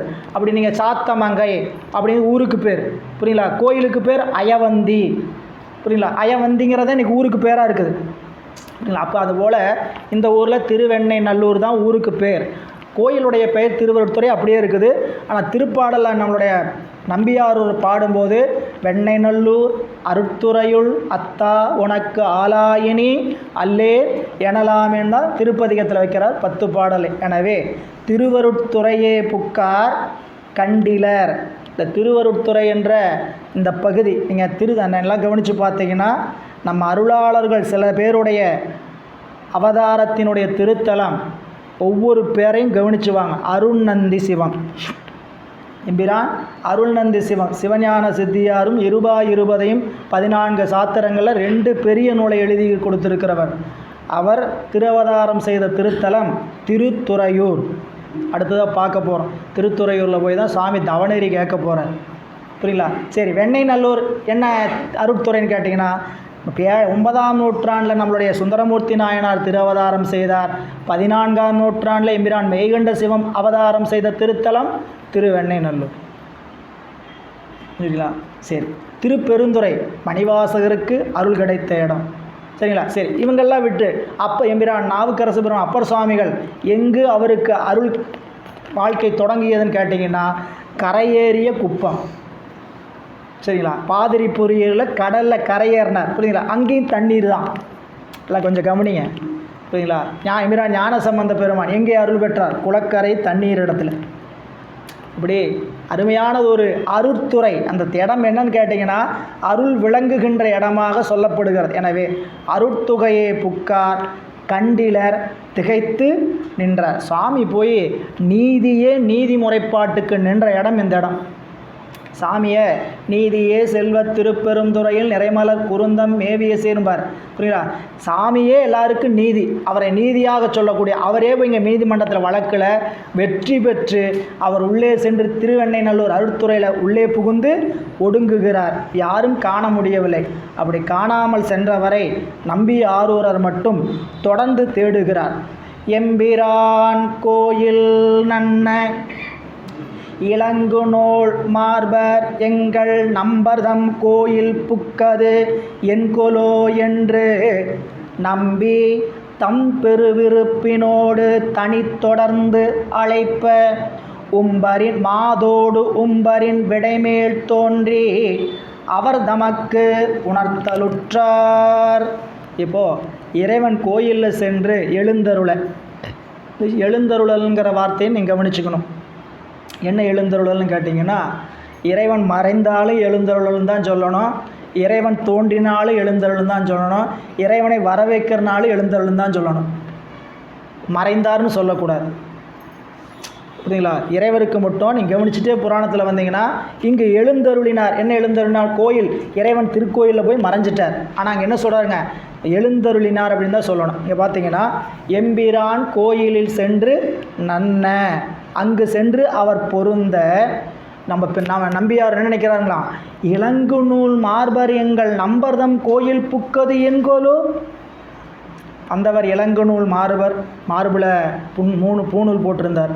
அப்படிப்பட்ட அந்த பெரியவர் எங்களுடைய இறைவனுடைய கோயிலுக்குள்ளே போய் மறைஞ்சிட்டாரே, என்னப்பா இது என்று என்ன பண்ணாங்களாம்? நம்பி தம் பெரு விருப்பினோடு தனி தொடர்ந்து அழைப்ப.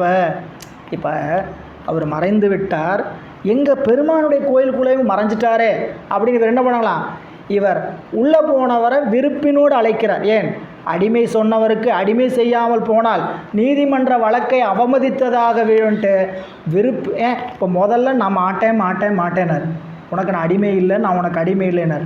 இப்போ அடிமைன்னு எல்லாம் சொல்லி தீர்ப்பு சொன்னோன்னு என்ன சொல்கிறாருன்னு கேட்டிங்கன்னா, இப்போது அடிமையாக இருக்கிறதுக்கு இவர் முயற்சி பண்ணுறார். அவர் காணாமல் போயிட்டார், அப்பா தப்பிச்சாச்சுரா வழக்கிலிருந்து, விட்டா போதுஞ்சாமி அப்படின்னு ஓடனாரான்னு கேட்டால் இல்லை, தம் பெரும் விருப்பினோடு சென்று தனித்தொடர்ந்து அழைப்ப. என்ன அழைச்சிருப்பார் அப்படின்னா, உள்ளே போன முனிவரை அந்தணரே, ஐயா பெரியவரே, ஐயா முனிவரே அப்படின்னு பலவாறு அழைக்கிறார். இப்படி அழைத்தவுடன் இறைவன் மும்பரின்னா வானத்தில் விடைமேல் மாதோடும் தோன்றி அவருக்கு காட்சி கொடுத்ததோடு மட்டுமல்லாமல் அவருக்கு அறிவில் உணர்த்தல் உறுகிறார். நம் பாடல், இறைவன் இறைவன் உள்ளே சென்று மறைந்தவுடன் நம்பி தம் பெரும் விருப்பினோடு தனித்தொடர்ந்து அழைப்ப உம்பரின் விடைமேல் மாதோடு தோன்றி அவர் தமக்கே உணர்த்தலுற்ற. அந்த வரியை கொஞ்சம் கொண்டு மாற்றி பொருள் செய்யணும். உம்பரின் விடைமேல் மாதோடு தோன்றி அவர் தமக்கே உணர்த்தலுற்ற. அந்த தமக்குங்கிற இடத்துல ஒரு ஏகாரத்தை வருவிக்கணும். ஏன் அப்படின்னு கேட்டிங்கன்னா, பின்னாடி நிறைய பேர் வந்திருக்கிறாங்க, அவங்களுக்கெல்லாம் உணர்த்தலை, சரிங்களா, வந்தது நான் தான் அப்படின்னு யாருக்கும் அவர் சொல்லலை. யாருக்கு மட்டும்தான் உணர்த்துகிறார், இறைவன் நம்பி ஆரூரர் பெருமானுக்கு மட்டுமே உணர்த்தல் உறுகிறார். என்ன உணர்த்துகிறார் அப்படின்னு பார்த்தீங்கன்னா, முன்பு நீ நமக்கு தொண்டன் முன்னிய வேட்கை கூற பின்பு நம் ஏவலாலே பிறந்தனை மண்ணின் மீது துன்புறு வாழ்க்கை நின்னை தொடர்பு அற தொடர்ந்து வந்து நன்புல மறையோர் முன்னர் நாம் தடுத்து ஆண்டோம் என்றார். இறைவன் மாதோடு விடைமேல் தோன்றுகிறார் வானத்தில். சரி, யாருக்கு இப்படி தோன்றுவார்? நமக்குலாம் ஒரு சந்தேகம், எங்களுக்கெல்லாம் அப்படி வரமாட்டாரா? எங்களுக்கெல்லாம் அப்படி வரமாட்டாரா? நிறைய பேர் பார்த்தேன்னு சொல்கிறாங்களே, ஈரமாக இருக்குது, கொஞ்சம் உள்ளே வந்து உட்காருக்கு.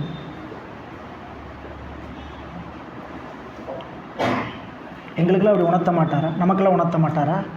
அவங்களுக்கு தான் வருவாங்களா அப்படின்னா, இறைவன் வருவதற்கான முறைமைகள் நம்மளுடைய ஞான நூல்களில் சொல்லப்பட்டிருக்கு. யாருக்கு எப்படி அருட்காட்சி கிடைக்கும், நமக்கு எப்படி அருட்காட்சி, நம்மை விட மேலாக இருப்பவர்கள் என்ன தகுதியுடையவர், அவர்களுக்கேன்னு இப்படி அருட்காட்சி கிடைக்கிறது அப்படிங்கிறதுக்கு ஒரு படிமுறை இருக்குது. என்ன படிமுறை? நமக்கெல்லாம் சகலர் என்று பெயர். ஆன்மாக்கள் மூன்று விதம். ஆன்மாக்கள் எண்ணிறந்தன. உயிர்கள் எத்தனை கணக்கு போட்டு சொல்ல முடியுமா? உயிர்கள் எத்தனை எண்ணி சொல்ல முடியுமா? எத்தனையோ கோடி உயிர்கள், கோடான கோடி உயிர்களில் மனித பிறப்பில் வருகின்ற உயிர்களுக்கு மட்டும் 3 வகை கூட்டங்களாக வகுத்திருக்கிறார்கள் நம் ஞானிகள். எப்படின்னு கேட்டிங்கன்னா, சகலர், பிரளயாகலர், விஞ்ஞானகலர்.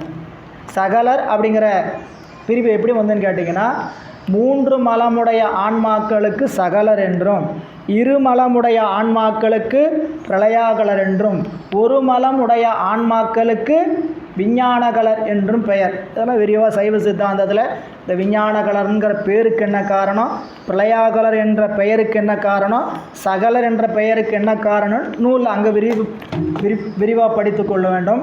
அப்படி படிக்க வேண்டிய இடத்துல ஏன் சகலர் அப்படின்னு சொல்லியிருக்கிறான்னு கேட்டிங்கன்னா, நாம் எல்லாம் மும்மலமுடைய ஆன்மாக்கள். என்ன மும்மலம்? ஆணவம், கண்மம், மாயை என்ற 3ம் நம்மிடத்தில் இருக்குது. என்னவா இருக்குது அப்படின்னு கேட்டிங்கன்னா, மாயை என்பது நமக்கு உடம்பாகவும் உலகமாகவும் கருவிகளாகவும் அனுபவங்களாக இருக்கிறது. மாயை என்றால் என்ன? மாயை என்றால் என்ன அப்படின்னா, நமக்கு மாயை நேரடியாக அனுபவத்துக்கு வருவதில்லை. மாயையினுடைய காரியமாக இருக்கக்கூடிய மாயேயம் என்று சொல்லக்கூடிய தனு, கரண, புவன, போகம். தனு என்றால் உடம்பு, கரணம் என்றால் உடம்பில் வழங்கப்படுகிற கருவிகள், புவனம் என்றால் உலகம், போகம் என்றால் அது அனுபவத்துக்கு தகுந்த உறவுகள். சரிங்களா? அதையெல்லாம் உலகத்தில் இருக்கக்கூடிய அத்தனையும் நமக்கு அனுபவம். அப்படி இறைவன் மாயை என்ற பொருளை கொடுக்கிறார். இதுதான் மாயை நமக்கு. கண்மம் என்றால் என்னன்னு கேட்டிங்கன்னா, நாம் செய்கின்ற செயலுக்கு பேர் கண்மம். கண்மமுமே நாம் ஏற்கனவே செய்து வைத்த செயலுக்கு தகுந்த கண்மத்தை தான் இப்போ கூட்டுறார். நம்ம வினை எப்படி கூட்டப்படுதுன்னு கேட்டிங்கன்னா, பல பிறப்புகளில் செய்து வைத்த கண்மத்தினுடைய தொகுதியில் ஒரு பகுதியை தான் இந்த பிறப்புக்கு அனுபவத்துக்கு இறைவன் கொண்டு வந்து கொடுக்குறார். சரிங்களா? அந்த அனுபவத்துக்கு முதல் பிறப்பில் நமக்கு கொடுத்த வினை என்பது இறைவனால் கொடுக்கப்பட்ட மூலகண்மம். சரிங்களா? இது சைவ சித்தாந்தத்தினுடைய விரிவு படிக்க வேண்டியது வினை. சரிங்களா? வினைன்னு என்ன? நம்ம செய்கிற எல்லாமே வினை தான். எடுத்துக்கலாம், பேசினா வினை, சாப்பிட்டா வினை, எல்லாமே செயல். இந்த வினை, மாயை வினை. இந்த மூணாவது ஆணவ மலம் என்றால் என்னன்னு கேட்டிங்கன்னா, நம்மளுடைய அறிவை விளங்க ஒட்டாது தடுக்குகின்ற, அறியாமையை செய்கின்ற ஒரு பொருள். அந்த ஒரு பொருளை நம் அறிவிலிருந்து நீக்க வேண்டும் என்பதற்காகத்தான் இந்த இரு பொருளை இறைவன் கூட்டி இருக்கிறார். நமக்கு அறியாமை இருக்குதா இல்லையா அப்படின்னு நம்ம எப்படி தெரிஞ்சுக்கிறது? நமக்கு ஆணவ மலம் இருக்கா இல்லையா? ஆணவ மலம் இருக்கா இல்லையா? யாராவது பார்த்துருக்குறீங்களா? இறைவனை பார்த்ததில்லை, உயிரை பார்த்ததில்லை, ஆணவ மலத்தையும் பார்த்ததில்லை. பூரா பேசுகிறது பூரா பார்க்காத பொருளை பற்றியே பேசிக்கிட்டு இருக்கிறீங்க. எப்படி இருக்குதா இல்லையான்னு தெரிஞ்சுக்கிறது கேட்கணும். இதுதான் சித்தாந்தம். சாத்திரம் என்பது என்னென்னு கேட்டிங்கன்னா, அறிவை விளங்கச் செய்வதற்கான நூல் இல்லை. அப்போ இந்த உயிர்களை அறியாமை செய்யக்கூடிய ஒரு பொருள் இருக்குதுங்கிறது எப்படி தெரிஞ்சுக்கணும் கேட்டிங்கன்னா, கைப்புண்ணுக்கு கண்ணாடி தேவையே இல்லை. கைப்புண்ணுக்கு ஏன்னு கேட்டிங்கன்னா, இப்போ இங்கே பாடம் சொல்கிறோம், புரியுங்களா? புரிஞ்சுக்கிறதுக்காகத்தான் நீங்கள் பாடம் சொல்கிறோம். பாடம் கேட்ட எல்லாருக்குமே, இன்றைக்கி பாடம் கேட்ட எல்லாருக்குமே எல்லா செய்திகளும் உள்ள அறிவில் போயிடுமா? எல்லாமே போயிடுமா? ஏன் போகலை? எல்லாருக்கும் ஒரே நேரத்தில் தான் நடத்துகிறோம், ஒரே விஷயத்தானே தான் சொல்கிறோம். ஏன் உள்ளே வாங்கி போட முடியல அப்படின்னா, அந்த அளவுக்கு அறியாமை அவரவர்களிடத்தில் இருக்குது. அந்த ஆணவ மலத்தை, ஆணவ மலமாகிய பொருள் அந்த அளவுக்கு நம்ம அறிவு வேலை செய்யும். இந்த ஆணவ மலம் என்ன ஒன்றுன்னு கேட்டிங்கன்னா, சில பேரை தூங்க வைக்கும். பாடம் கேட்டுட்டு இருக்கவே என்ன பண்ணும்? தூங்க வைக்கும். இதெல்லாம் ஆணவ மலத்தினுடைய கிளைகள். புரியல? நான் ஏன் இங்கே வந்து கேட்கணும்னு சில பேரை வராமல் கூட வைக்கும். அஜம்மா, நீங்கள் இந்த புராணத்தை கேட்கணும்னு நினச்சி வந்து கேட்பாங்க. சரிங்களா? மன நெருடலில் என்ன பண்ணுன்னு கேட்டிங்கன்னா, அது எதுக்கு நான் போய் கேட்கணும் அப்படின்னு ஒரு அறிவு வேலை இன்னும் அறிவு அறியாமை செய்யும். புரியுங்களா? இது இத்தனையும் இறைவன் நம்ம அறிவில் இருக்கக்கூடிய அறியாமை நீக்குவதற்கு அவர் செய்து கொண்டு இருக்கக்கூடிய செயல். புரியுங்களா? அவருக்கு என்ன வேலை அப்படின்னு கேட்டிங்கன்னா, நம்மை அறிய விடாமல் செய்யக்கூடிய அந்த ஆணவ மலத்தை நாம் அறிவிலிருந்து நீக்கி அவனை அறிய வைத்து இன்பத்தை தருவது தான் அவனுடைய தலையாய கடன். அவருக்கு வேறு ஒரு டியூட்டியும் கிடையாது. நமக்கு 1000 டியூட்டி. சரிங்களா? காலையில் எழுந்து இரவு படுத்து வாரம் முழுக்க மாதம் முழுக்க ஓடிட்டே இருந்து அந்த வேலை செய்கிறேன் இந்த வேலை செய்கிறேன்ட்டு. சரிங்களா? நமக்கு இறைவனை பார்க்கறதுக்கு, இறைவனை பற்றி பேசுவதற்கு மட்டும்தான் நேரம் இல்லையோ தவிர மற்ற எல்லாரை பற்றியும் பேசுகிறதுக்கான நேரம் நிறையா இருக்குது. இல்லைங்களா? ஆனால் அப்பர் சுவாமிகள் சொன்னார், பேசாத நாளெல்லாம் பிறவா நாளே, பேசாத நாளெல்லாம் பிறவா நாளே. சுவாமியை பற்றி இன்றைக்கி காலையிலேருந்து பேசலையா? இன்றைக்கி நீ பிறந்த நாள் அல்ல, அது என்ன நாள்? Days days days. நீங்களே ஃபில்லப் பண்ணிக்க வேண்டியது. புரியுங்களா? அப்போது இறைவனை அறிய விடாமல் செய்யக்கூடிய இந்த ஆணவமலம் என்ற ஒன்றை நாம் அறிந்து கொள்வன், நம்ம அறிவிலிருந்து நீக்கிறதுக்காகத்தான் இந்த கண்மம் மாயை என்ற 2 பொருளை கூட்டியிருக்கிறார். இப்போ இங்கே வந்துருங்க. 3 மலம் உடையவர்களுக்கு பெயர் சகலர். ஆணவம், கண்மம், மாயை 3மே இருந்தவங்களுக்கு பேர் சகலர். கண்மமும் மாயை மட்டும் நீங்கி ஆணவம், கண்மம் 2 மட்டும் இருந்தவங்களுக்கு பெயர் பிரளயாகலர்.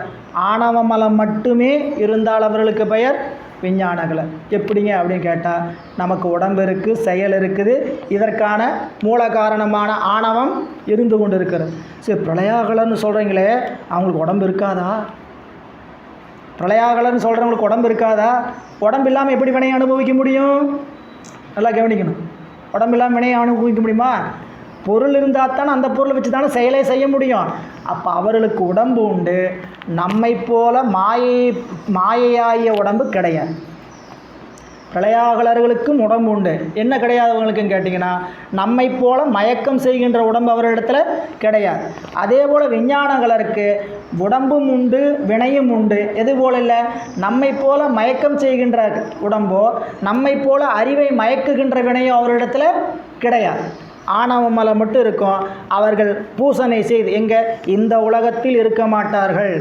அவர்களுக்கு இந்த உலகம் கிடையாது, அவர்களுக்கான உலகம் சுத்த புவனம் இல்லைங்களா. அப்போ அந்த மாதிரி இருக்கக்கூடியவர்களை இந்த சகலர்களுக்கு இறைவன் எப்படி வந்து காட்சி கொடுப்பார்னா, நம்மை போல் ஒருவராக வந்து காட்சி கொடுப்பார். 3 நிலை சொல்கிறார் மெய்கண்டார். மெய்ஞானம் தானே விளையும் விஞ்ஞானகலர்க்கு, மெய்ஞானம் தானே விளையும் விஞ்ஞானகலர்க்கு, அஞ்ஞான அச்சகலர்க்கு அக்குருவாய் மெய்ஞானம் பின் உணர்த்தும், அன்றி பிரளயாகலருக்கு முன் உணர்த்தும் தான் குருவாய் முன். 3 பேர்த்த சொல்கிறார். விஞ்ஞானகலருக்கு இறைவன் என்ன பண்ணிடுவார், அவங்க அறிவுக்கு அறிவாகவே நின்று உணர்த்தி விடுவார். பிரளயாகலருக்கு விடையும் காட்சி இதுபோல மான் மழு என்று சொல்லக்கூடிய விடைமேல் வந்து காட்சி கொடுப்பார். சகலருக்கு உன்னை போல உன் அறிவுக்கு அறிவுறுத்துவதற்கு ஒரு குருநாதன் வடிவம் என்று அருள் செய்வார். இதான் சிவஞான போதம் 8ஆம் நூற்பார் 2வது அதிகரணத்தில் முதல் செய்யுள். மெய்ஞானம் தானே விளையும் விஞ்ஞானகலருக்கு அஞ்ஞான அச்சகலர்க்கு அக்குருவாய் மெய்ஞானம் பின்னுணர்த்தும், அன்றி பிரளயாகலருக்கு முன்னுணர்த்தும் தான் குருவாய் முன். ஏன் அப்படி தான் உணர்த்தணுங்களா? அப்படி உணர்த்தலன்னு சாமி அறிய முடியாதா? அறிவிக்க அன்றி அறியா உலங்கள். அடுத்த செய்யுள் என்னென்னு கேட்டிங்கன்னா, அறிவிக்கன்றி அறியா உலங்கள் என்று சொல்லுவார். எனவே இங்கே நம்ம பெருமான் வந்து அப்படி காட்சி கொடுத்து நம்மளுக்கு நம்பியாருக்கு உணர்த்தல் வருகிறார். என்ன அவருடைய அறிவில் உணர்த்தார்னு பார்த்தீங்கன்னா, பெருமான் விடைமேல் காட்சி கொடுத்தனா இவருக்கு இப்போ மாயையினோட சம்பந்தம் நீங்கி ஆணவம் கண்மம் என்று சொல்லக்கூடிய இருவகை சம்பந்தம் மட்டும் இருக்கக்கூடிய பிரளயாகலர் பட்டியலில் வச்சு அவருக்கு சாமி விடைமேல் தோன்றி காட்சி கொடுத்து, முன்பு நீ நமக்கு தொண்டன், ஏப்பா நீ முன்னால் எனக்கு யார் தொண்டன், அடிமை, சரியா? அப்படி நீ இருந்த நீ அங்கு திருக்கைலாயத்தில் முன்னிய வேட்கை கூற, மாதர் மேல் மனம் வைத்த காரணத்தினால் பின்பு நம் ஏவலால் பிறந்தனை மண்மீது. பின்னாடி நான் என்ன பண்ணேன், உன்னை இப்படி போய் பார்த்துட்ட, உன்னை பூமி மேலே பிறக்க வேண்டும் என்பதற்காக நான் ஆணையிட்டதின் பேரில் பின்பு நம் ஏவலாலே பிறந்தனை மண் மீது. இந்த மண் மீதுங்கிறது அந்த வார்த்தை எப்படி சொன்னால் அந்த வரியில் சரியாக இருக்குன்னு கேட்டிங்கன்னா, பின்பு நம் ஏவலாலே மண் மீது பிறந்தனை அப்படி சொல்லணும். ஆனால் ஏன் அந்த இடத்துல வச்சுருக்கிறான்னு கேட்டிங்கன்னா, இதுவும் தீவகம். என்ன, நீ நம் ஏவலாலே மண் மீது பிறந்தனை. ஏன் பிறந்தனை தெரியுமா?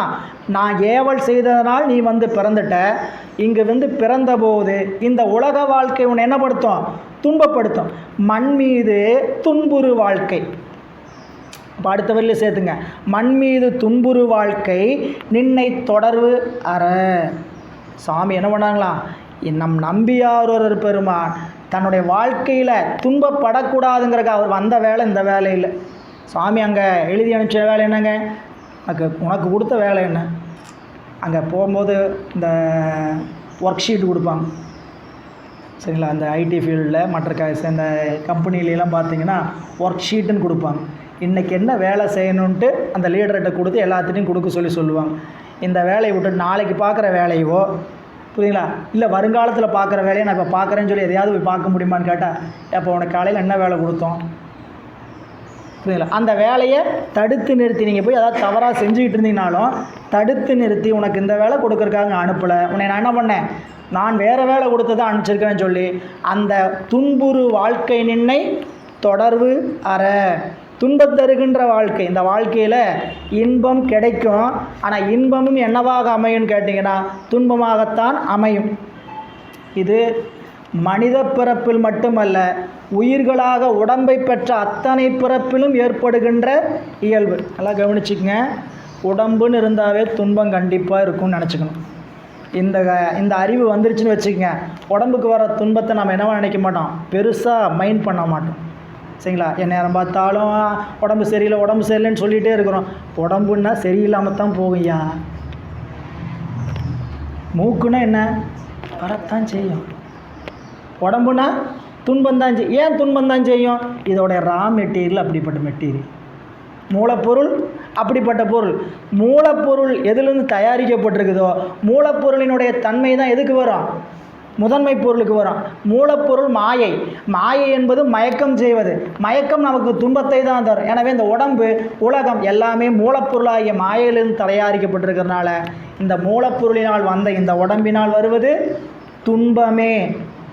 ஏங்க எனக்கு இன்பம் மாதிரி தெரியுது, எனக்கு கொஞ்சம் இன்பம் மாதிரி தெரியுது அப்படின்னா சாமி கருணையோடு அப்படி ஒரு காட்சியை வச்சுருக்கிறார். ஏன்னு கேட்டிங்கன்னா யோசிச்சு பாருங்கள், துன்பத்தையே கொடுத்துக்கிட்டு இருந்தார்னா நடக்கிறோம் மேடாகவே இருந்துகிட்டு இருக்குது, முடியலப்பா, அப்பப்போ ஒரு இறக்கம். வீட்டுக்கு வந்தாங்க, சாப்பிட்றதுக்கு ஏதாவது கொடுக்கணும், ஒரு தண்ணி கொடுத்தாங்க, சரிங்களா.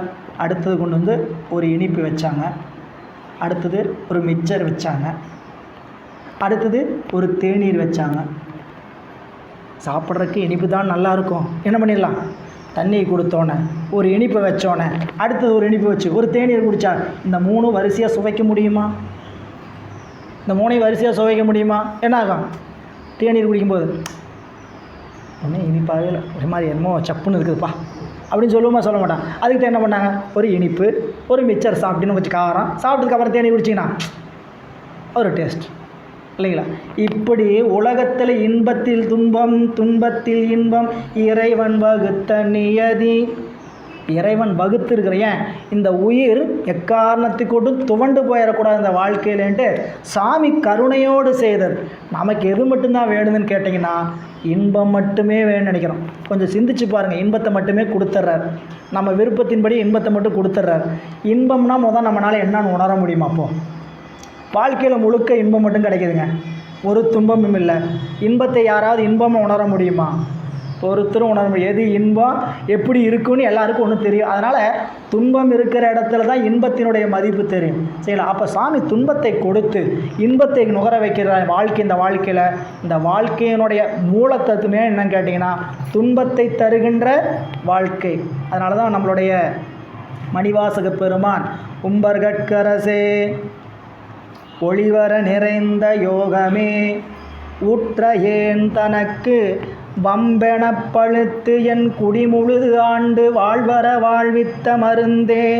என் குடிமுழுது ஆண்டு வாழ்வர வாழ்வித்த மருந்து, வாழ்வு அற வாழ்வித்த மருந்து. என்னுடைய வாழ்க்கையினுடைய துன்பம் அறுவதற்காக இறைவன் என் வாழ்வித்த மருந்துங்கிறார் இல்லை. அப்போ இங்கே துன்புறு வாழ்க்கை நின்னை தொடரு அற தொடர்ந்து வந்து எப்படி திருக்கைலாயத்தில் அங்கே அருளிய சாலு மொழி உன்னை அப்படி தொடர்ந்து வந்து திருக்கைலாயத்தில் அவன் பின்னாடி வரேன் போப்பான்னு உறுதிப்பாடு கொடுத்தா இல்லையா?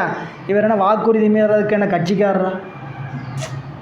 வாக்குறுதி மீறாமல் வரார். திருக்கைலாயத்தில் சொன்ன வாக்குறுதியை அப்படியே மீறாமல் தொடர்ந்து வருகிறார். தொடர்ந்து வந்து உன்னை துன்புறு வாழ்க்கை தொன்னை தொடர்ந்து வந்து திருக்கைலாயத்திலிருந்து தொடர்ந்து வந்து நன்புல மறையோர் முன்னர் நாமே தடுத்து ஆண்டோம் என்றார்.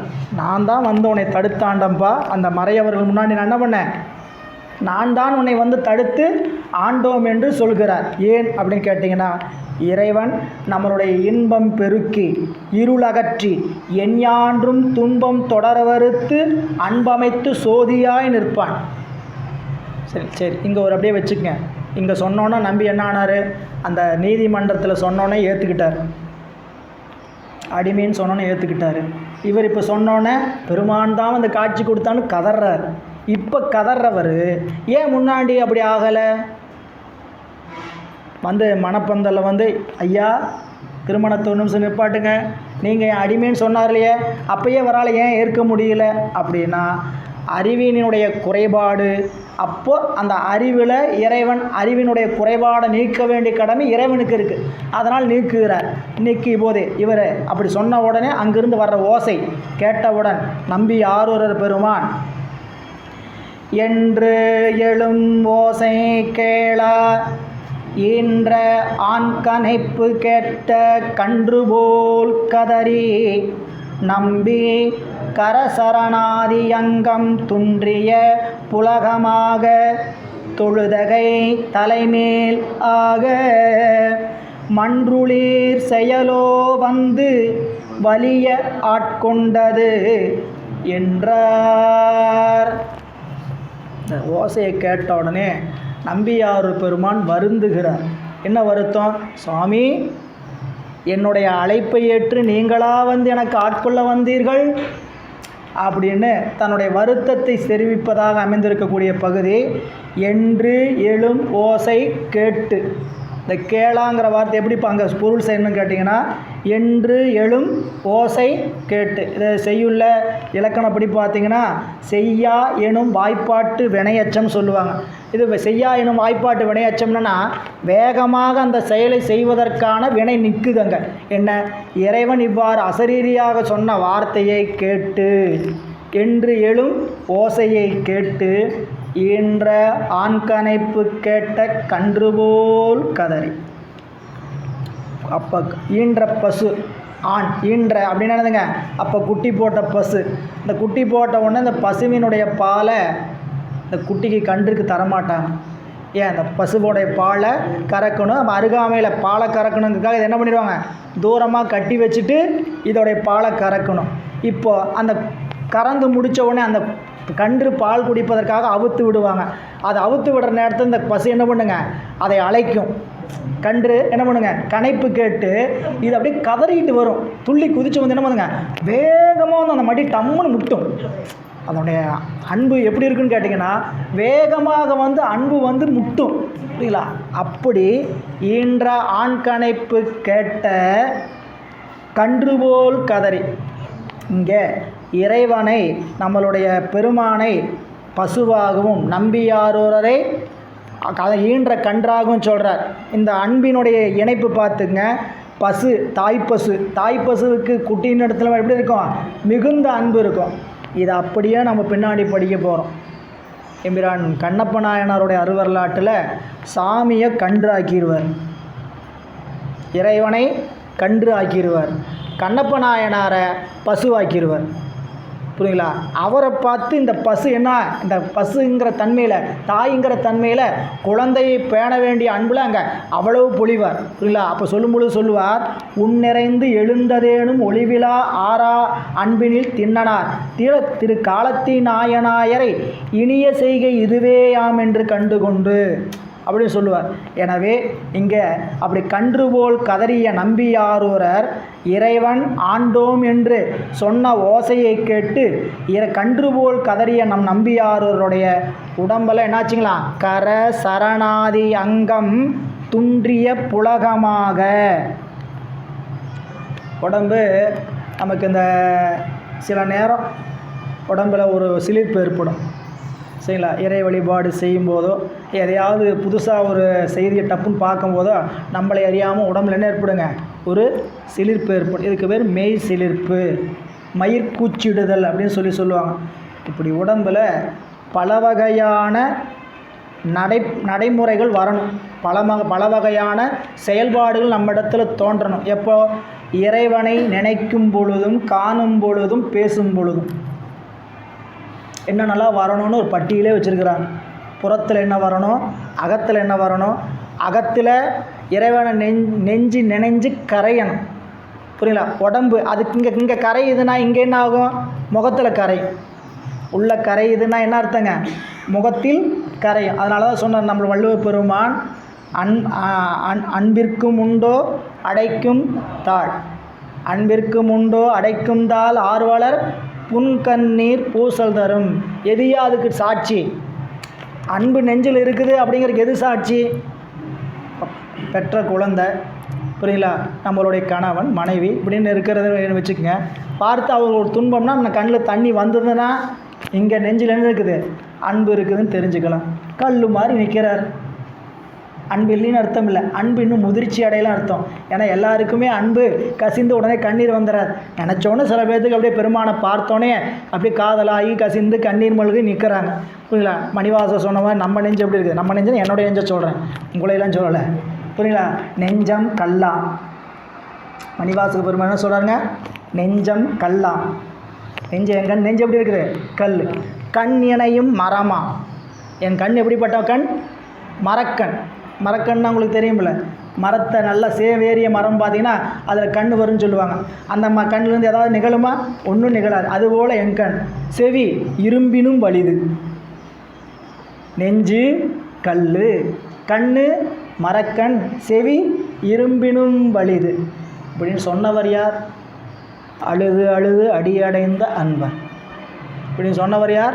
அழுது அழுது அடி அடைந்த அன்பர்.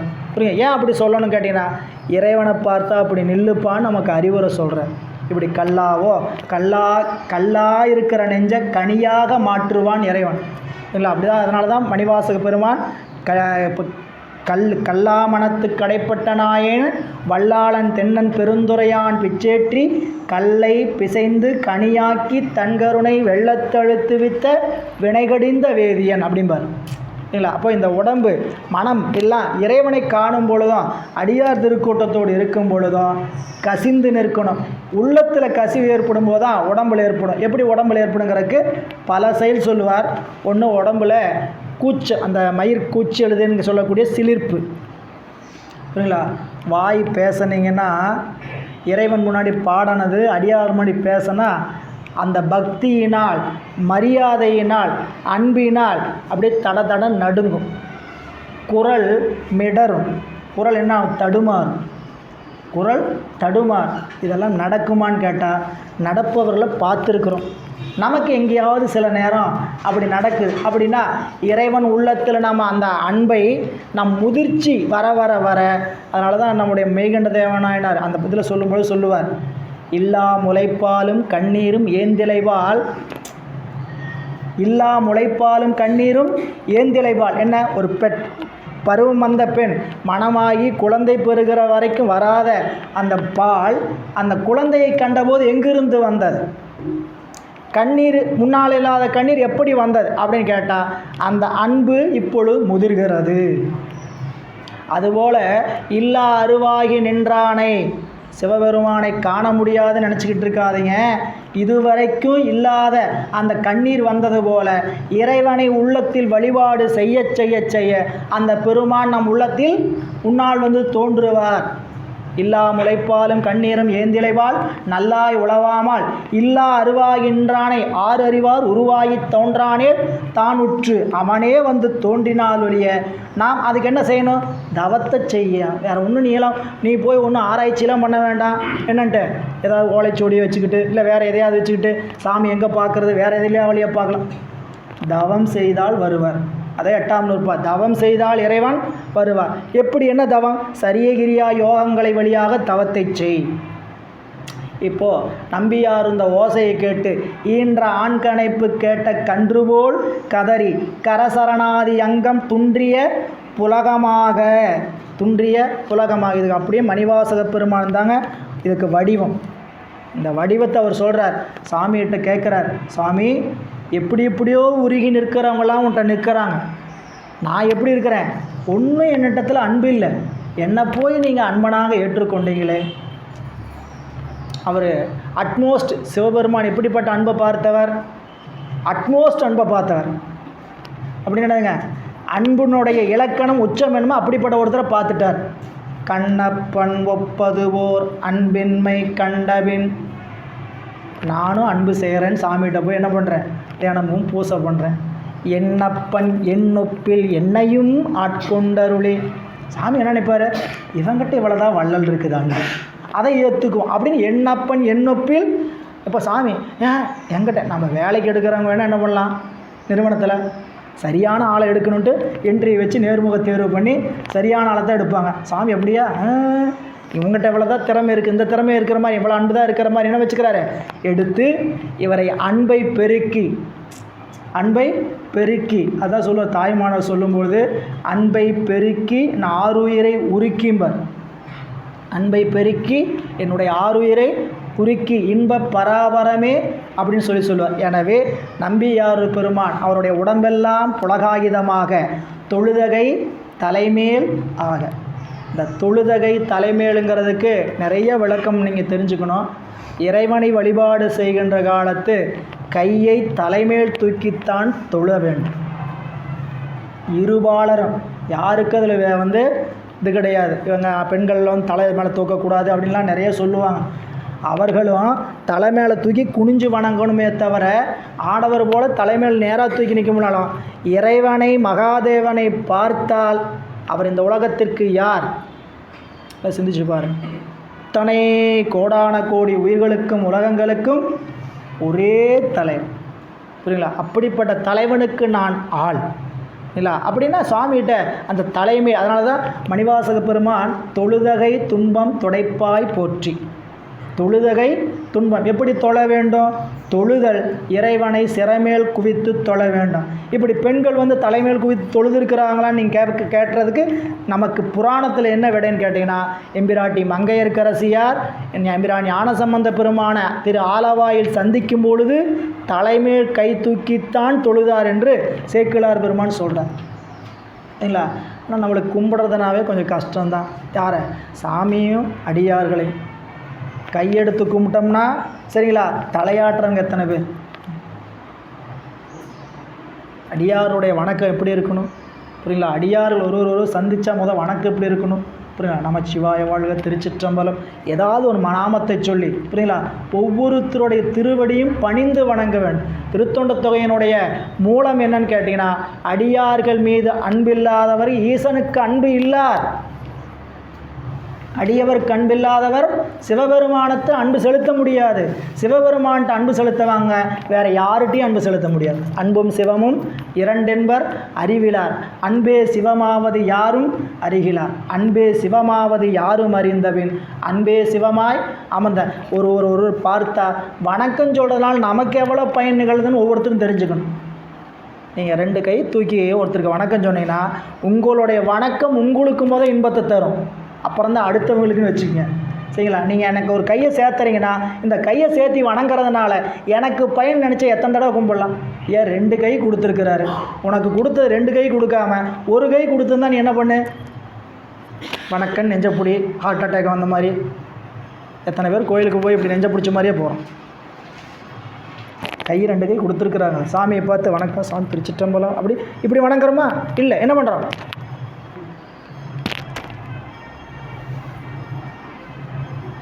இல்லாத இடத்துல முடியாத சூழலில் பண்ணுறது வேறு, முடிகிற சூழல். இப்போ கோயிலில் பக்திக்காகத்தான் போயிருக்கிறீங்க, பெருமானை வழிபாடு செய்வதற்காகத்தான் போயிருக்கிறீங்க. 2 கை கொண்டு வணங்குங்கள் பெருமானை. அதான் சொன்னார், கரங்குவிவார் உள்மகிழும் கோண்கழல்கள் வெல்க. யாரெல்லாம் கரங்குவிறீங்களோ நிறைய பொருள் உங்கள் உள்ள மகிழும், எதில் இருக்கக்கூடிய உள்ளம் மகிழும். கரங்குவிவார் உள் மகிழும், கரங்குவிவார் உள் மகிழும் சீரோன் கரங்குவிவார் உள்மகிழும் கோண்கழல்கள் வெல்க. அடுத்து சிறங்குவிவார் ஓங்குவிக்கும் சீரும். கரங்குவிந்தீங்கன்னா உள்ளம் மகிழ செய்யக்கூடிய சிவபெருமான், சிறங்குவிந்தீங்கன்னா நீங்கள் இருக்கிற நிலையிலேருந்து உங்களை என்ன பண்ணுவார்? உயர்த்துவார். புரியுங்களா? அடியாரை கண்டால் எப்படி வணங்கன்னு அடுத்து சொல்ல போகிறார். புரியுங்களா? ஒவ்வொருவரும் திருநீரை கண்டா நமக்கு முன்னால் இருக்கிறவங்க யாருன்னு நினைப்பே வரக்கூடாது, அவங்க முகம் தெரியக்கூடாது. திருநீரும் உத்ராக்கம் வேடமும் தான் தெரியணும். அந்த வேடத்தை கண்டு அப்படியே வணங்கி நில்லுங்கன்னு காட்டுவதுதான் பெரியவரம். எனவே இங்கே நம்பியார் பெருமான் அவரை சொல்கிறார், துன்றிய புலகமாக தொழுதகை தலைமீதேக மன்றுளீர் செயலோ வந்து வலிய ஆட்கொண்டது என்றார். வலிய வந்து ஆட்கொண்டது மன்றுளீர் செயலோ என்றார். அந்த வரி எப்படி பொறுத்துன்னு கேட்டிங்கன்னா, வலிய வந்து ஆட்கொண்டது மன்றுளீர் செயலோ என்ற அந்த என்றாருங்கிற வார்த்தை எப்படிப்பட்டதுன்னு கேட்டிங்கன்னா, ரொம்ப வருத்தப்பட்டு சொல்கிறார். வருத்தம்னு என்னதுங்க? ஏசரவு. ஏசரவு அப்படின்னு ஒரு பதிகம் படிக்கிறோம் திருவாசகத்தில். திருவேசரவு அப்படின்னு ஒரு பதிகம். அப்படின்னு என்ன?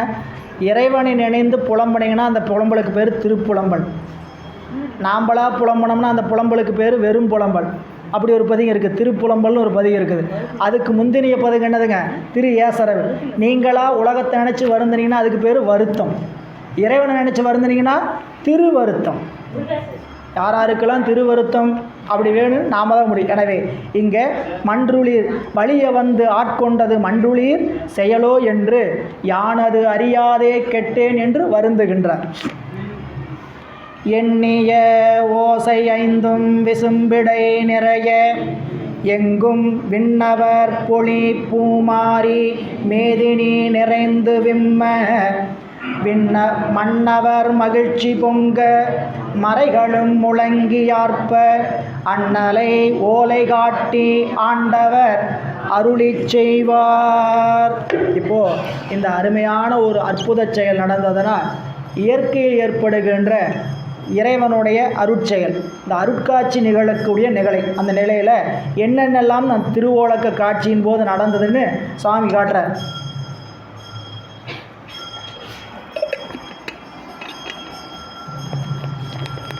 அன்பர்களே, அங்கே போன பாடலில் சாமி இப்படி உணர்த்துறார். முன்பு நீ நமக்கு தொண்டன் சொன்னார். இப்படி எழுந்த ஓசையை கேட்டு இவர் சரி என்று பெருமானை வணங்கி நிற்கிறார்.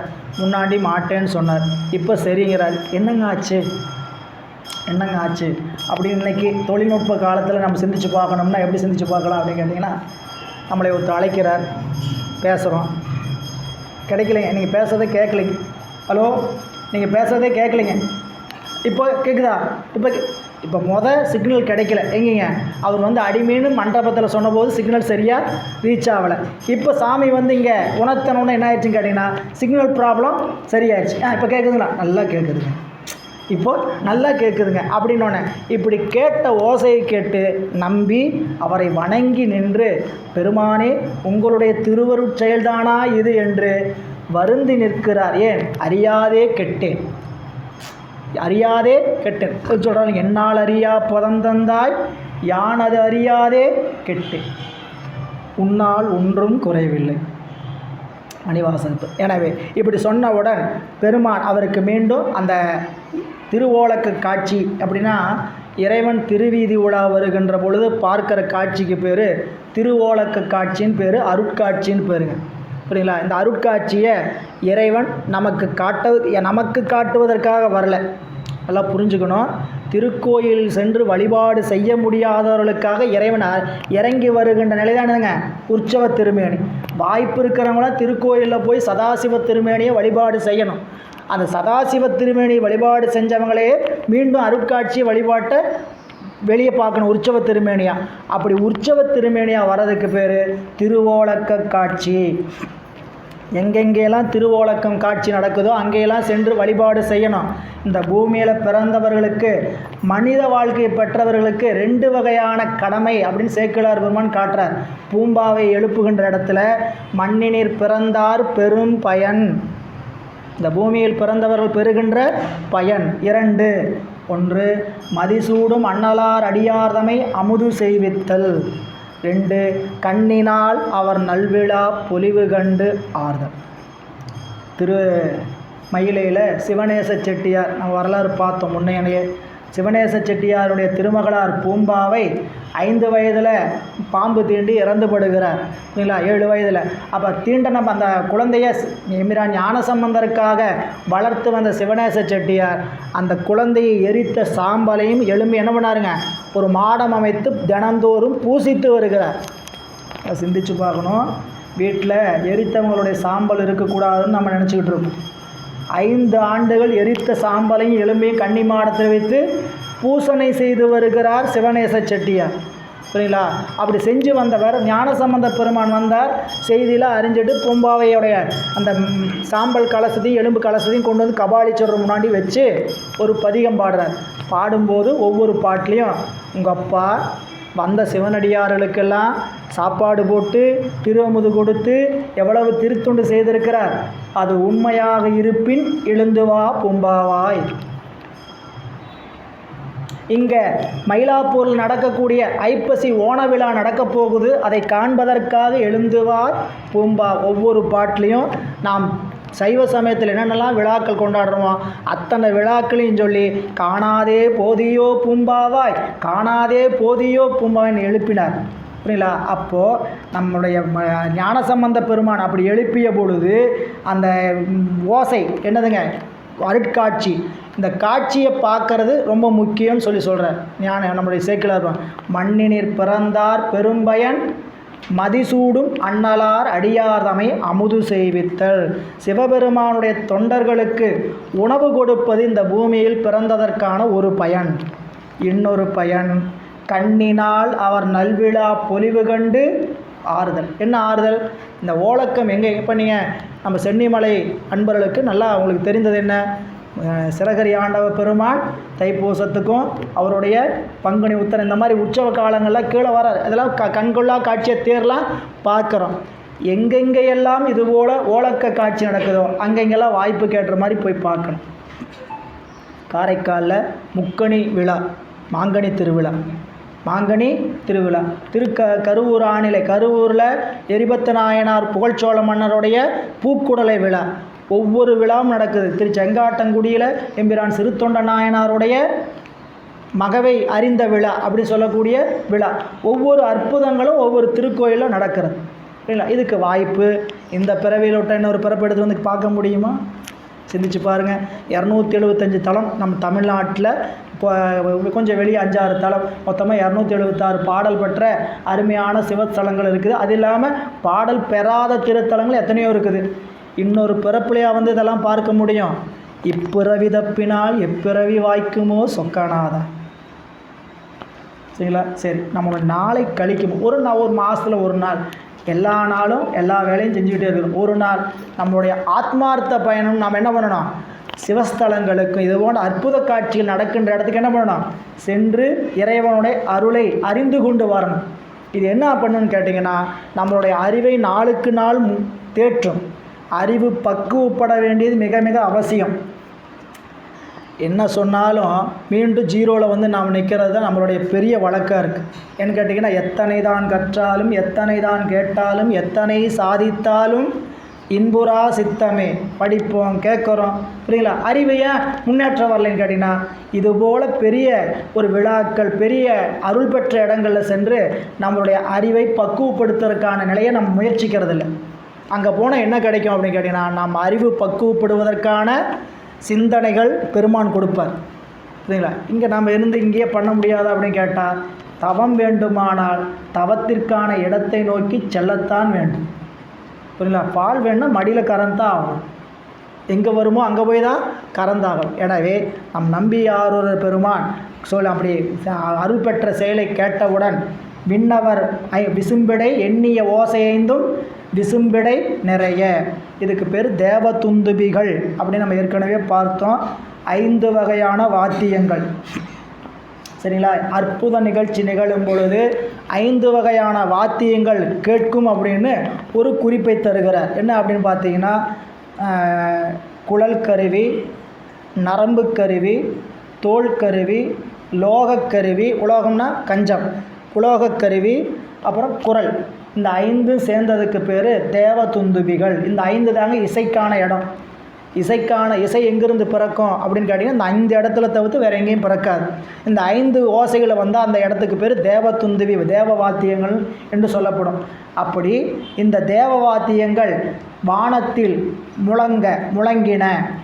எங்கும் விண்ணவர் பொழி பூமாரி, கற்பக பூமலையை எங்கு பார்த்தாலும் விண்ணவர்கள் பொழிந்தார்கள். அப்படி மேதினி நிறைந்து விம்ம மன்னவர் மகிழ்ச்சி பொங்க. பூமியில் இருக்கிறவங்க அதை பார்த்து மகிழ்ச்சி அடைய மறைகளும் முழங்கி ஆர்ப்ப அண்ணலை ஓலை காட்டி ஆண்டவர் அருளி செய்வார். இப்படியெல்லாம் அற்புதங்கள் செயல்பாடுகள் நடந்தவுடன் இறைவன் நம் நம்பியாரூரை பார்த்து, என்ன பணிக்காக நீ வந்திருக்கிறாய்ங்கிற செய்தியை சொல்ல போகிறார். என்ன வேலைன்னு கொடுக்கணும்ல, இவ்வளோ நேரம் பேசுனதே எதுக்காக? நீ அடிமை இப்படின்னு சொல்லி இவ்வளவு வாதாடம் எதுக்கு? நீ என்ன வேலை செய்யணும்னு இப்போ நான் சொல்கிறேன் அப்படின்னார். அன்பர்களே, இந்த அருட்காட்சி, திருவோலக்கம் அப்படிங்கலாம் எத்தனை பேர்த்துக்கு உங்களுக்கு அனுபவத்தில் நிகழும் தெரியாது. ஆனால் நீங்கள் அனுபவத்தினால் இதை காண்கின்ற நாளில் நீங்கள் பிரமிச்சு நிற்பீங்க. சரிங்களா? அப்படி பல வகை உதாரணங்கள் சொல்லலாம். நீங்கள் பவானியில் 63 நாயன்மார்களுக்கு, 9 தொகையடியார்களுக்கும் 27 திருமுறை ஆசிரியர்களுக்கும் மொத்தமாக ஒரு 108 திருமேனி செய்தோம். 50 திருமேனி. இல்லை, அந்த 50 திருமேனியும் 108 குண்டம், அப்படி வேள்வி குண்டம். தமிழகத்திலே வேறு எங்கேயும் அது வரையும் நடந்ததில்லை, இப்போயும் இதுவரை நடக்கலை. 108 வேள்வி குண்டங்கள் போட்டு செய்த வழிபாடு. அந்த குடமுழுக்கு அன்றைக்கு முந்தைய நாள் பவானியில் அது போன்ற ஒரு மழையும் காற்று எங்கேயும் பார்க்க முடியாத அளவுக்கு அடித்து விழுச்சு. வேள்விச்சாலையெல்லாம் காற்றில் பறந்தது. இல்லைங்களா? உள்ளே இருந்த ஒருத்தருக்கும் ஒன்றும் ஆகலை. தகர கொட்டாய் போட்டிருக்கிறோம். புரியுங்களா? பறக்குது, எல்லாம் பறந்து விழுகிறது.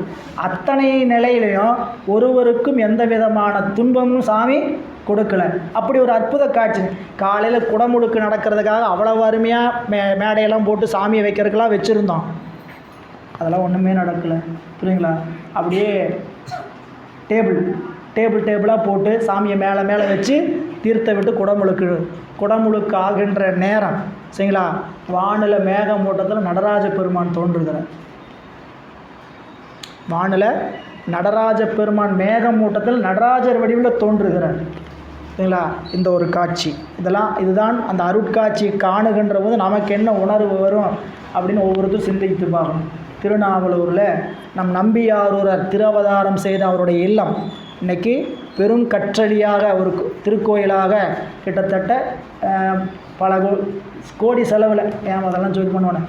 அன்பர்களுடைய உதவியில், நாங்கள் யாரும் தனியால் யாரும் செய்யலை, அன்பர்கள் ஒவ்வொருத்தரும் கொடுத்த தொகையில் அவர் பிறந்த அந்த வீட்டை விரித்து ஒரு கற்றளியாக 1000 ஆண்டுகளுக்கு பிறகு இது வரைக்கும் மன்னர் காலத்தில் செய்த கற்கோயிலுக்கு அப்புறம் இப்படி ஒரு கற்கோயில் வேறு எங்கேயுமே இல்லை. அப்படி ஒரு கற்கோயில் அமைக்கிறதுக்காக பாலக்கால் போடுறதுக்காக முதல் நாள் வழிபாடு அந்த இடத்துல ஒரு வேள்வி செய்கிறோம். அந்த வேள்வி செய்கின்ற போது வேள்வித்தியில் அந்த வேள்விக்கு நிறையவி கொடுப்போம். வேள்விக்கு என்ன கொடுப்போம்? நிறையவின்னு சொல்லக்கூடிய பூர்ணாகுதி கொடுப்போம். அந்த பூர்ணாகுதி கொடுக்கும் பொழுது அந்த நெருப்பு தோன்றி வருகின்ற இடத்துல சாமி குதிரை மேல் வருகின்ற வாகன காட்சி பதிவாச்சு. இறைவன் குதிரை மேல் ஏறி வந்து கொடுக்குற அந்த நெருப்பே எப்படி வந்திருக்குன்னு கேட்டிங்கன்னா, இறைவன் குதிரை மேல் ஏறிட்டு இப்படி பிடிச்சிட்டு வர்ற மாதிரி ஒரு காட்சி அமைந்தது. நிறைய காட்சி சொல்லலாம். சரிங்களா? இந்த ஓலக்கு காட்சி அப்படிங்கிறது அவங்க அறிவோடு பார்த்து அந்த அற்புதம் நிகழும்போது தான் தெரியும். சரிங்களா? 63 விழா ஆண்டுதோறும் பவானியில் நடக்கும். சரிங்களா? அந்த அன்னைக்கு அவ்வளவு சூழல்லையும் அந்த அன்னைக்கு சாமி போயிட்டு வர வரைக்கும் எதுவுமே பண்ண மாட்டார். சரிங்களா? போயிட்டு வந்துட்டா புரியுங்களா, அடுத்த நாள் இரவு பக்குங்கும். ஏன்னு கேட்டிங்கன்னா 10 நாள் நிகழ்ச்சிக்கு மேடையெல்லாம் போட்டிருப்போம். சரிங்களா? அந்த மேடையெல்லாம் தூக்கி விசிறியிருப்பார். அன்றைக்கு வரைக்கும் 5வது நாள் தான் சாமி திருவோலக்கு காட்சி. 4 நாள் எதுவுமே நிகழாது.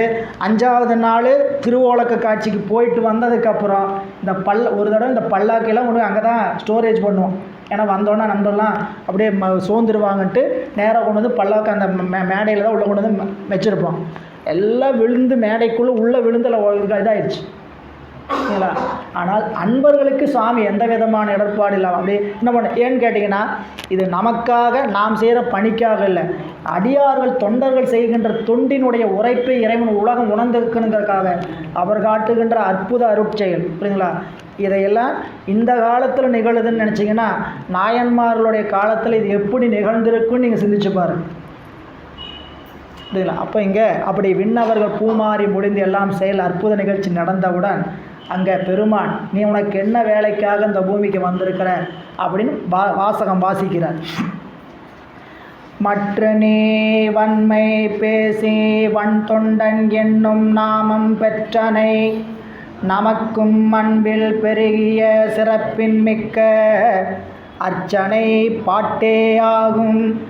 ஆதலால் மண்மேல் நம்மை சொற்றமிழ் பாடுக என்றார் தூமறை பாடும் வாயார். ஈசன் பணி, அரண் பணி, ஈசனிட்ட பணி உயிர்களுக்கு என்ன நாம் இந்த பூமியில் செய்ய வந்திருக்கிறோம் நம்பியாரூரர் வாயிலாக உணர்த்துறார். என்ன அப்படின்னா, எப்பா நீ என்கிட்ட ஒரு கடுமையாக பேசி என்கிட்ட நடந்துக்கிட்ட, அதனால் உனக்கு என்னையிலேருந்து என்ன பெயர்? வன் தொண்டன் என்ற ஒரு பெயரை உனக்கு நான் சூட்டுகிறேன். இறைவன் வைத்த பெயர் வன் தொண்டன். 2 பேருக்கு நம்ம திருநாவுக்கரசு பெருமானுக்கும் இறைவன் என்ன பேர் வைக்கிறாருங்க? திருநாவுக்கரசு என்ற நாமம் இந்த 7 உலகம் நயப்புற மண்ணுக என்று அங்கே அவருக்கு பேர் வைக்கிறார். அதே போல் நம் நம்பியாரூரருக்கு பெற்றோரிட்ட பெயர் நம்பி ஆரூரர். திருக்கைலாயத்தில் அவருடைய திருநாமம் ஆலால சுந்தரர். அவருக்கு இறைவன் வைத்த பெயர் வன் தொண்டர். பின்னாடி பல இடத்துல அவருக்கு பேர் தம்பிரான் தோழர், சைவ முதல் திருத்தொண்டர் அப்படின்னு பல வகையான பேரில் வரப்போகுது. ஆனால் எந்த பேரை நம்பியாரூரர் விரும்பினார், இறைவன் விரும்பினார்னு கேட்டால் வன் தொண்டன் என்ற திருநாமத்தை தான் இறைவனும் விரும்பினார், நம்பி ஆரூரரும் விரும்பினார். பதிகம் 100 பதிகம் நம் நம்பியாரூர் பாடியிருக்கிறார். பாடன பதிகத்தில் பல இடத்துல எதை சொல்லியிருப்பாருன்னு கேட்டிங்கன்னா வன் தொண்டன், வன் தொண்டன் அப்படின்னு தான் சொல்லியிருப்பார். அப்போது இறைவன் வைத்த திருநாமம் அவருக்கு வன் தொண்டன் என்ற திருநாமம். நீ என்னை இந்த பூமியில் உள்ள திருத்தலங்களிலெல்லாம் சென்று தமிழ் பாடல் பாடுக, அது எனக்கு ரொம்ப பிடிக்கும். அர்ச்சனை பாட்டை பாடு, அந்த பாடல் எனக்கு மிகவும் பிடிக்கும். இறைவன் கேட்ட வாசகம், மற்று நீ வன்மை பேசி வன் தொண்டன் எண்ணம் நாமம் பெற்றனை. நீ என்னை வன்மை பேசின பின்னாடி என்னென்ன பேசினா உங்களுக்கே தெரியும். இனிமேலும் பேச போகிற. இதோட நிறுத்திக்கிட்டாரா? இதோட பித்தா அப்படி பேயே அப்படின்னு பேசுனதோடு நிறுத்திக்கிட்டாரா? இல்லை, இனி ரொம்ப பேச போகிறார். போகிற இடத்துல என்ன பண்ணுவாருங்க, அவரை அப்படியே அது அவருக்குரிய நட்புரிமை. சரிங்களா? அதை சாமி விரும்புகிறார். புரியுங்களா? இப்போ நம்மளுக்கு புரிஞ்சுக்கிற மாதிரி வச்சுக்கணுன்னா, வீட்டில் அப்பாவை சரிங்களா மகன் குழந்தைய என்ன பண்ணுறாங்க, அப்பா அப்படின்னு சொல்கிறதோட அவங்க என்ன பண்ண சொல்கிறாங்க, பேரை வச்சு கூப்பிடு. சரிங்களா? காதலன் காதலி டேன்னு சொல்லு. டேன்னு சொன்னால் தான் உனக்கு பிடிச்சிருக்குது, பேரை சொன்னால் தான் பிடிச்சிக்குது. வாங்க போங்கண்ணா, அதெல்லாம் ஓல்டு பேஷன். நியூ பேஷன் நாகரீகமாக என்ன சொல்லு, டே வாடா இங்கே அப்படின்னு சொன்னால் தான் அவருக்கு ரொம்ப பிடிச்சிருக்கும். நீங்கள் கிடைக்கும். இப்போது இதை இறைவன் விரும்பியனால அவர் என்ன பண்ணுறாரு, அதை அப்படியே தொடர்கிறார். எனவே நீ மறுத்து வன்மை பேசி வன்மையாக பேசியதால் வன்தொண்டன் என்னும் நாமம் பெற்றனை.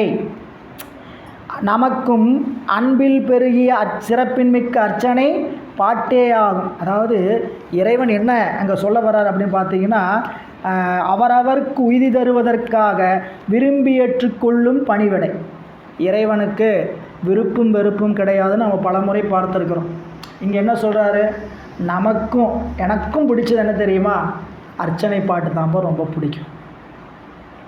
2 வகையில் பொருள் செய்யணும். அர்ச்சனை பாட்டு, அர்ச்சனை தான் பாட்டு. பெருமானை அர்ச்சிப்பது பாட்டு, அர்ச்சனையே பாட்டு. சரிங்களா? இங்கே பாடல் அப்படி சொல்கிறார், நமக்கும் அன்பினாலே பெருகிய சிறப்பின்மிக்க அர்ச்சனை பாட்டே ஆகும். அர்ச்சனை அப்படிங்கிற சொல்லுக்கு என்ன பொருள்னு பார்த்தீங்கன்னா, பல வகை வழிபாடுகளையும் உட்கொண்ட ஒரு பொது பெயர் அது. பல வகை வழிபாடு என்ன, இறைவனுக்கு என்ன பண்ணுறீங்க, பூ போடுறீங்க. சரிங்களா? இப்போ நான் அர்ச்சனைன்னு நாம் என்ன சொல்லுவோம், கோயிலில் போய் சிவாச்சாரியார் மந்திரம் சொன்னார், பூசாரி மந்திரம் சொன்னார், அதுக்கு பேர் தான் என்னதுங்க அர்ச்சனை. அர்ச்சனை என்பது நீங்கள் இறைவனுக்கு மலர் தூவினால் அர்ச்சனை, இறைவனுக்கு திருப்பதிகம் பாடினால் அர்ச்சனை, திருக்கோயில் இறைவனுக்கு உழவாரம் செய்தால் அர்ச்சனை, திருவிளக்கேற்றினால் அர்ச்சனை. அப்படின்னு அர்ச்சனை என்பது இறைவனுக்கு செய்கின்ற திருத்தொண்டுக்கான பொது பெயர். சிறப்பு வகையில் எதுக்கு பொருந்துன்னு கேட்டிங்கன்னா, இறைவனுடைய திருவடிகளை போற்றுகின்ற பாடல்களுக்கு அவனுக்கு அர்ச்சனைன்னு பேர். புரியுங்களா? சரி, இப்போ எல்லாருக்கும் அர்ச்சனைன்னா எது தோணுன்னு கேட்டிங்கன்னா, இது இங்கே இருக்கிற பாடலுக்கான குறிப்பை சொல்கிறேன். இந்த பாடலுக்கான குறிப்பு என்ன சாமி சொல்லிட்டு போயிருக்காருன்னு பார்த்தீங்கன்னா, நமக்கும் அன்பில் பெருகிய அர்ச்சனை பாட்டே ஆகும். ஆகவே நம்மை மண்மேல் சொற்றமிழால் பாடுக என்றார் தூமறை பாடும் வாயார். சாமி என்னை தமிழ் கொண்டு பாடு, எனக்கு அந்த அர்ச்சனை பாட்டு தான் ரொம்ப பிடிக்குன்னு கேட்டுக்கிட்டார். இறைவன் கேட்டதனால் இவர் அதை செய்ய போகிறார். புரியுங்களா? இப்போது நம்ம கோயிலில் போய் இறைவனுக்கு அர்ச்சனை பண்ணுறோமே, அந்த அர்ச்சனை நாம் செய்கின்ற அர்ச்சனை சரியான முறையா? என்ன முறை?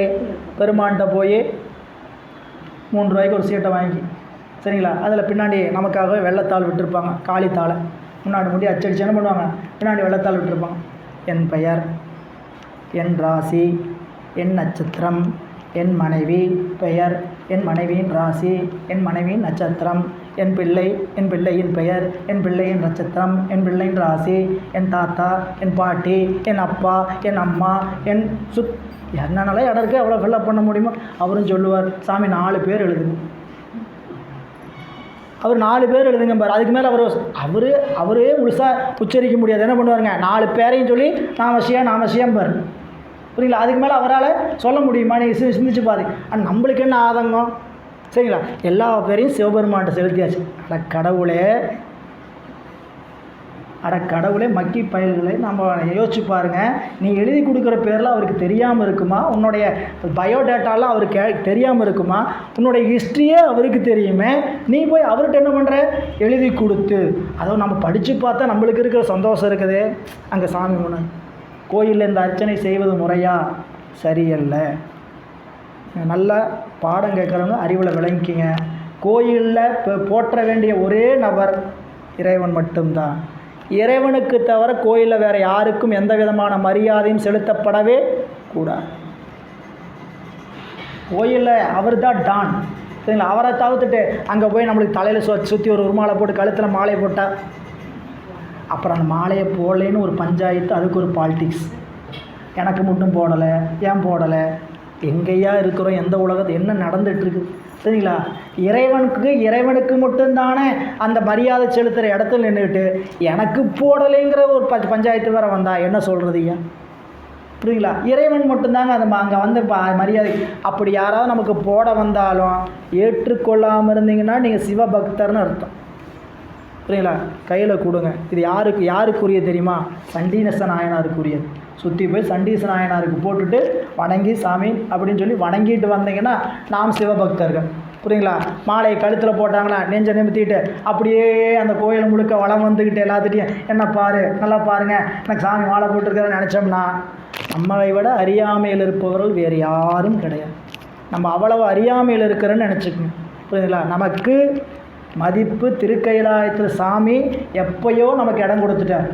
புரியுங்களா? இங்கே பூமியில் இருக்கிறவங்க வந்து நமக்கு மரியாதை கொடுக்கணும்னு நம்ம என்ன பண்ணக்கூடாது, நினைப்பே வரக்கூடாது. நாம் யாரினும் கடையனாய நாயினே மணிவாசக பெருமானுடைய தாரக மந்திரத்தை அறிவில் வச்சுக்கணும். நாம் எங்கே நிற்கணும், எங்கேயுமே முன்னுக்கு நிற்கணும்னு நினைக்கவே கூடாது.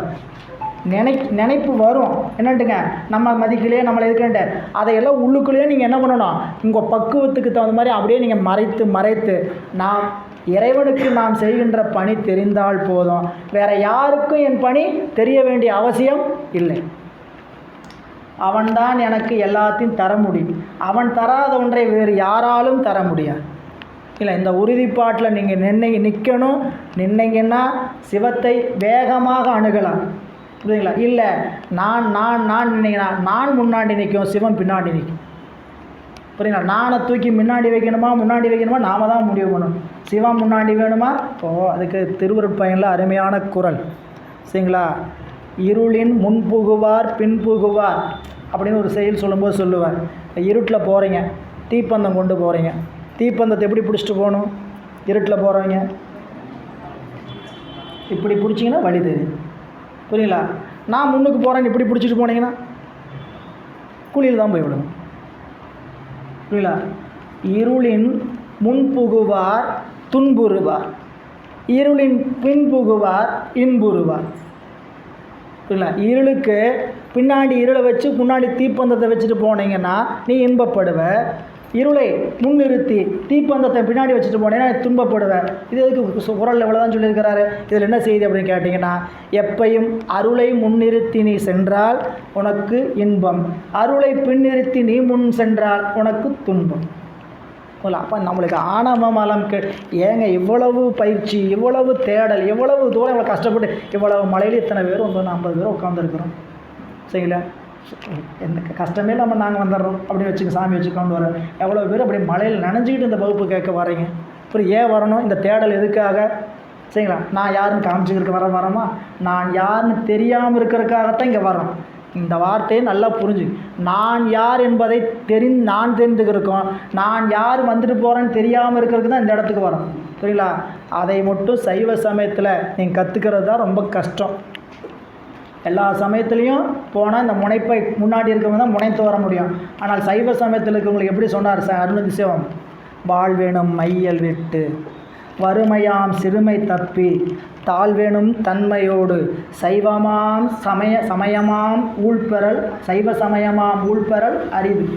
வாழ்வேணும் மையல் விட்டு வறுமையாம் சிறுமை தப்பி தாழ்வேணும் தன்மையோடு சைவமாம் சமயம் சார் ஊழ்பெறல் அரிது.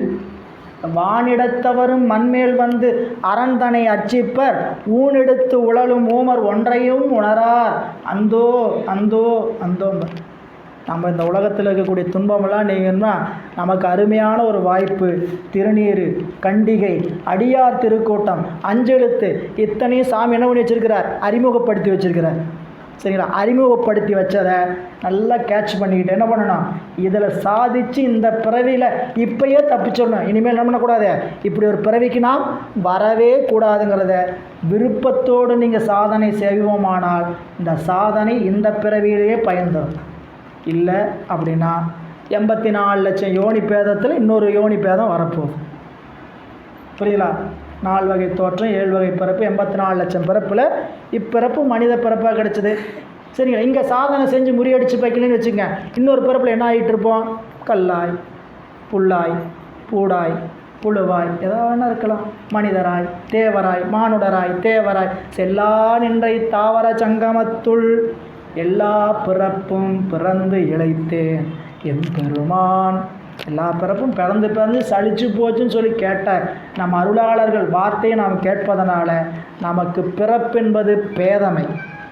பிறப்பென்பது பேதமை. அதான் வள்ளுவர் சொன்னார், பிறப்பென்னும் பேதமை நீங்க சிறப்பென்னும் செம்பொருள் காண்பது அறிவு. எனவே அந்த அறிவை பெற்றிருக்கக்கூடியனா சிவபெருமானுடைய திருவடிக்கு எப்படி பாத்திரமாக முடியும் கேட்டிங்கன்னா, இறைவனுடைய திருவருளை நாளும் நம்முடைய வாக்காலும் மனத்தாலும் செயலாலும் வலுத்த வேண்டும். அதனால் சாமி என்ன சொன்னாங்க, மற்ற நீ வன்மை பேசி வன்தொண்டன் என்னும் நாமம் பெற்றனை நமக்கும் அன்பில் பெருகிய சிறப்பின் மிக்க அர்ச்சனை பாட்டு.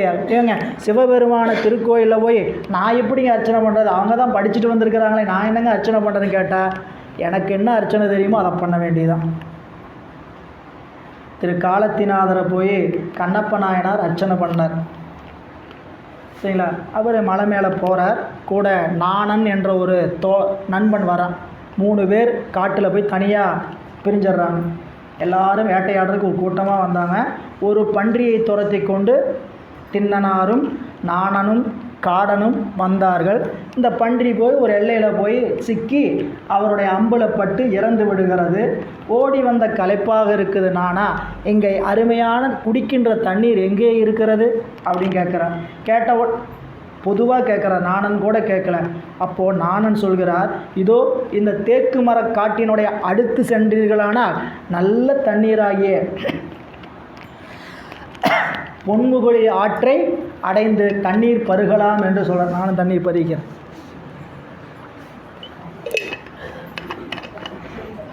அப்படி தண்ணீர் பருகலாம் என்று சொன்னவுடன், காடா இந்த பன்றியை நல்லா வேக வச்சு சுவை பதமாக செய்து வை, நான் தண்ணீர் தாகத்திற்காக சென்று வருகிறேன் அப்படின்னு புறப்பட்டார். அப்படியே நெருங்கி போக போக போக அப்படியே காலத்தி மலை தெரிகிறது. மலை உச்சி பார்த்த உடனே இவருக்கு தன்னிடத்தில் இருக்கக்கூடிய பாரமெல்லாம் குறையுது. சரியா? நாணனை பார்த்து கேட்குறேன், நானா இது என்ன மலை அப்படின்னா, அதுதான் காலத்தி மலை, அங்கே குடுமித்தேவர் இருக்கிறார். கேட்ட உடனே அவன் நெஞ்செல்லாம் உருக ஆரம்பிச்சிருச்சு. சரிங்களா? இதை கேட்ட உடன் மாத்திரத்தில் அங்கே செல்ல வேண்டும் என்ற விருப்பம் நாணனை அழைத்து கொண்டு புன்முகளில் ஏறி அப்படியே படிக்கட்டு ஏறி மேலே போகிறார். அப்படியே அருமையான சொல்லோவியம் சேக்கிழார் பெருமான் அதை அப்படியே வடிச்சிருப்பார். ரசிச்சு படிக்கலாம். நீங்கள் வீட்டில் போய் படித்து பாருங்கள். நம்ம பின்னாடி போகிறோன்னா பின்னாடி பார்க்க போகிறோம். இப்படி மலை ஏறி போனார். போகும்போது அந்த மலையில் பல வகையான சத்தமெல்லாம் வந்தது. இல்லைங்களா? அந்த சத்தங்கள்லாம் வந்த உடனே கேட்குறார், நானா இது என்கொள் இது என்னப்பா சத்தம் அப்படின்னு தான் கேட்குறேன். கேட்ட உடனே நாங்கள் சொல்கிறேன், நானும் சொல்கிறேன், இந்த மலை பெரும் வண்டுகள் சூழ்ந்திருக்கக்கூடிய மலை, அதனால் அந்த தேனை உண்பதற்காக இந்த வண்டுகளால் சக்திக்கின்ற ஒளின்னு சொல்லுவார். மேலே போனார், குடுமித்தேவரை பார்த்தார், ஓடினார், கட்டி அணைத்தார், மயங்கி விழுந்தார், எழுந்தார், அப்படியே மூர்ச்சி விட்டுறார், எல்லாம் பண்ணி முடித்தார். அப்படியே சாமியை பார்த்துக்கிட்டே நின்றுட்டு அங்கே தண்ணீர், இறைவன் மேலே தண்ணீர் ஊற்றின சோடுகள், கீழே தண்ணீர் நிறைய இதாக இருக்குது. இல்லை அபிஷேகம் பண்ணால் தண்ணீர் போயிருக்க முடியலாம், அது தண்ணி இருக்குது. கீழே இறைவனுக்கான திருமுது வச்சுருக்கிறாங்க, மேலையெல்லாம் பூ போட்டிருக்குது. சரிங்களா? இதை பார்த்தோன்னே திண்ணனார் கேட்குறார், மச்சி இது நல்லா இருக்கு, இது யார் செய்தார் தனக்குள்ளே கேட்குறார். நானன்ட்ட கேட்கல. நானும் சொல்கிறான், இது எனக்கு தெரியும், நான் உங்கள் அப்பாவோட முன்னாடி இருந்த இங்கே வந்திருக்கிறேன். அப்போ ஒரு பார்ப்பான் இவரை நீராட்டி பூச்சூட்டி அமுதூட்டி அறைந்தான். சிவபெருமான் முன்னாடி அந்த அந்தணர் என்ன செய்தாருன்ட்டு நாணன் திண்ணனுக்கு உணர்த்தியது என்னன்னு கேட்டிங்கன்னா, இவரை குளிர்ந்த நீராட்டி பூச்சூட்டி திரு அமுது ஊட்டி முன் அறைந்தான் அந்த அந்தணன். அறைந்தானேங்க சில சொற்களை சொன்னான். இப்போ முன்னாடி தண்ணி ஊற்றினது தெரியும், பூ போட்டது தெரியும், என்ன சாப்பாடு திருஅமுது வச்சார்னு சொல்லலை. நல்லா கவனிங்க. ஏன் எம்பிரான் கண்ணப்ப நாயனார் திருஅமுது கறி வைத்தார் அப்படிங்கிறக்கான நம்ம சிந்திச்சு பார்த்தோம்னா அவன் என்ன சொல்கிறான், தண்ணீர் ஊற்றினாருப்பா, பூவை வச்சார், திரு அமுது அந்த சாப்பாடு ஊட்டினார், சாமிக்கு நைவேத்தியம் பண்ணார் அப்படின்னா இந்த திரு அமுது என்ன வைக்கிறாங்கன்ட்டு கோயிலில் காட்ட மாட்டாங்க. திருக்கோயிலில் போனீங்கன்னா இப்படி என்ன பண்ணுவாங்க, ஒரு மேலே மூடி போட்டிருப்பாங்க, இப்படி மேலே தலைக்கு இங்கே தோளுக்கு மேலே இப்படி பிடிச்சி தான் தூக்கிட்டு போகணும். சாமிக்கு இடுப்பு கீழே அந்த திருமுதை என்ன பண்ணக்கூடாது, கொண்டு போகக்கூடாது. அந்த இறைவனுக்கு கொடுக்கக்கூடிய திருமுதை நீ அப்படி பக்கெட்லேயே கொண்டு போனால் தோல் வச்சு தான் கொண்டு போகணும் நியதி. யாருக்கு இது என்னன்னு கேட்டிங்கன்னா, அந்த என்ன செஞ்சுருக்கிறாங்கன்னு யாருக்கும் தெரியக்கூடாதுன்னு இல்லை. என்னுடைய அன்பு உயர்ந்தது, இறைவனுக்கு நான் கொடுக்கக்கூடிய அன்பு உயர்ந்த அன்புன்னு காட்டுறதுக்காக இங்கே மேலே தூக்கிட்டு போவாங்க. புரியுதுங்களா? அப்போது அங்கே மூடி இருந்ததுனால அவனுக்கு தெரியல. ரெண்டாவது, அவர் மந்திரம் வடமொழி மந்திரம் சொன்னால அதுவும் அவனுக்கு தெரியல. அதனால் இந்த ரெண்டையும் என்னன்னு சொல்லிட்டான், திரு அமுது ஊட்டி முன்னறைந்தான் அப்பாத்பான் அப்படின்னு சொல்லிடு. இவரும் சாமிக்கு இதுதான் ரொம்ப பிடிக்கும் போல அப்படின்னு என்ன பண்ணார், கீழே படபடன்னு போயிட்டு தண்ணியை வாயில் பண்ணார், பூவை தலையில் எடுத்து சொருவினார், இறைச்சி காய்ச்சினதை வெந்ததை எல்லாம் சாப்பிட்டு பார்த்து எல்லாம் எடுத்து போய் அள்ளி வச்சுக்கிட்டாரு. வேகமாக வந்தார், வச்சார், சாமிகிட்ட இருக்கக்கூடிய பழைய பூவெல்லாம் காலில் உதைச்சார், வாயில் இருக்கக்கூடிய தண்ணீர் சாமி மேலே உமிழ்ந்தார், பூவை இப்படி தலையில் ஆட்டி கீழே தலை மேலே உமிழ்ந்தார். முன்னாடி கொண்டு வந்த கறி கல்லையை வச்சு சாமி சாப்பிடுங்க. அவரோட அர்ச்சனை பாருங்கள், நான் இதுக்காக தான் சொல்கிறேன் இவ்வளோ தூரம். அவருடைய அர்ச்சனை என்ன அர்ச்சனை, நான் என்னங்க சாமிக்கு போய் அர்ச்சனை பண்ணுறது அப்படின்னா, இதுக்காக நான் என்ன போய் ஆகமும் வேதமும் படிச்சுட்டா வர முடியும்? எனக்கு என்னையா அர்ச்சனை தெரியும்னு அவர் காட்டுறார். சாமிக்கு என்ன அர்ச்சனை செய்தார்னு காட்டுங்க. பெருமானே இந்த திரு அமுதை எடுத்துக்கு, சால அழகிது நாயனீரே அமுது செய்து அருளும், சால அழகிது நாயனீரே அமுது செய்து, சாமி சாப்பிடுங்க, இந்த சாப்பாடு ரொம்ப நல்லா இருக்குன்னு சாப்பிடுங்க, சாமி இந்த சாப்பாடு ரொம்ப நல்லா இருக்கும் ஏன் அவன் என்ன சொன்னான்னு தெரியல, எனக்கு என்ன சொல்ல தோணுது, பெருமானே இதை ஏற்றுக்கொள்ளுங்கள். இதை சொல்கிறதா ரொம்ப கஷ்டம் அர்ச்சனை. சரிங்களா? சரி, நம்மளெல்லாம் படிக்க வச்சுருக்கிறாரே சுவாமி. சரிங்களா? 108 போற்றி 1008 போற்றி கொடுத்துருக்குறாங்களே. சரிங்களா? குறைஞ்சபட்சம் 11 போற்றி கொடுத்துருக்கிறாரு திருவாசகத்தில். ஈசனடி போற்றி, எந்த அடி போற்றி, தேசனடி போற்றி, சிவன் சேவடி போற்றி, நேயத்தே நின்ற நிமலன் அடி போற்றி, மாயப் பிறப்பருக்கும் அண்ணனடி போற்றி, சீரார் பெருந்துரை நம் தேவனடி போற்றி, ஆராத இன்பம் அருளும் மலை போற்றி. பஞ்சமாக இருந்தால் 8 போற்றி சொல்ல வேண்டியதான். கொஞ்சம் பஞ்சம் தீர்ந்ததுன்னா 108 போற்றி சொல்ல வேண்டியதான். நல்ல செல்வ செழிப்போடு இருந்தால் 1008 போற்றி சொல்ல வேண்டியதுதான். வேணுங்கிறது மட்டும் நிறையா வேணும், போற்றி மட்டும் கம்மியாக சொன்னார். வேணுங்கிறது என்ன வேணும், பட்டியலாக வாசிச்சாலும் நம்ம அதுக்கு ஆசை அடங்காது. ஆனால் சொல்கிற சாமிக்கு போற்றி புராணம் சொல்லுன்னா மட்டும் பஞ்சபுராணம் பாடு. பஞ்சபுராணம் புராணத்தை என்ன பாடு,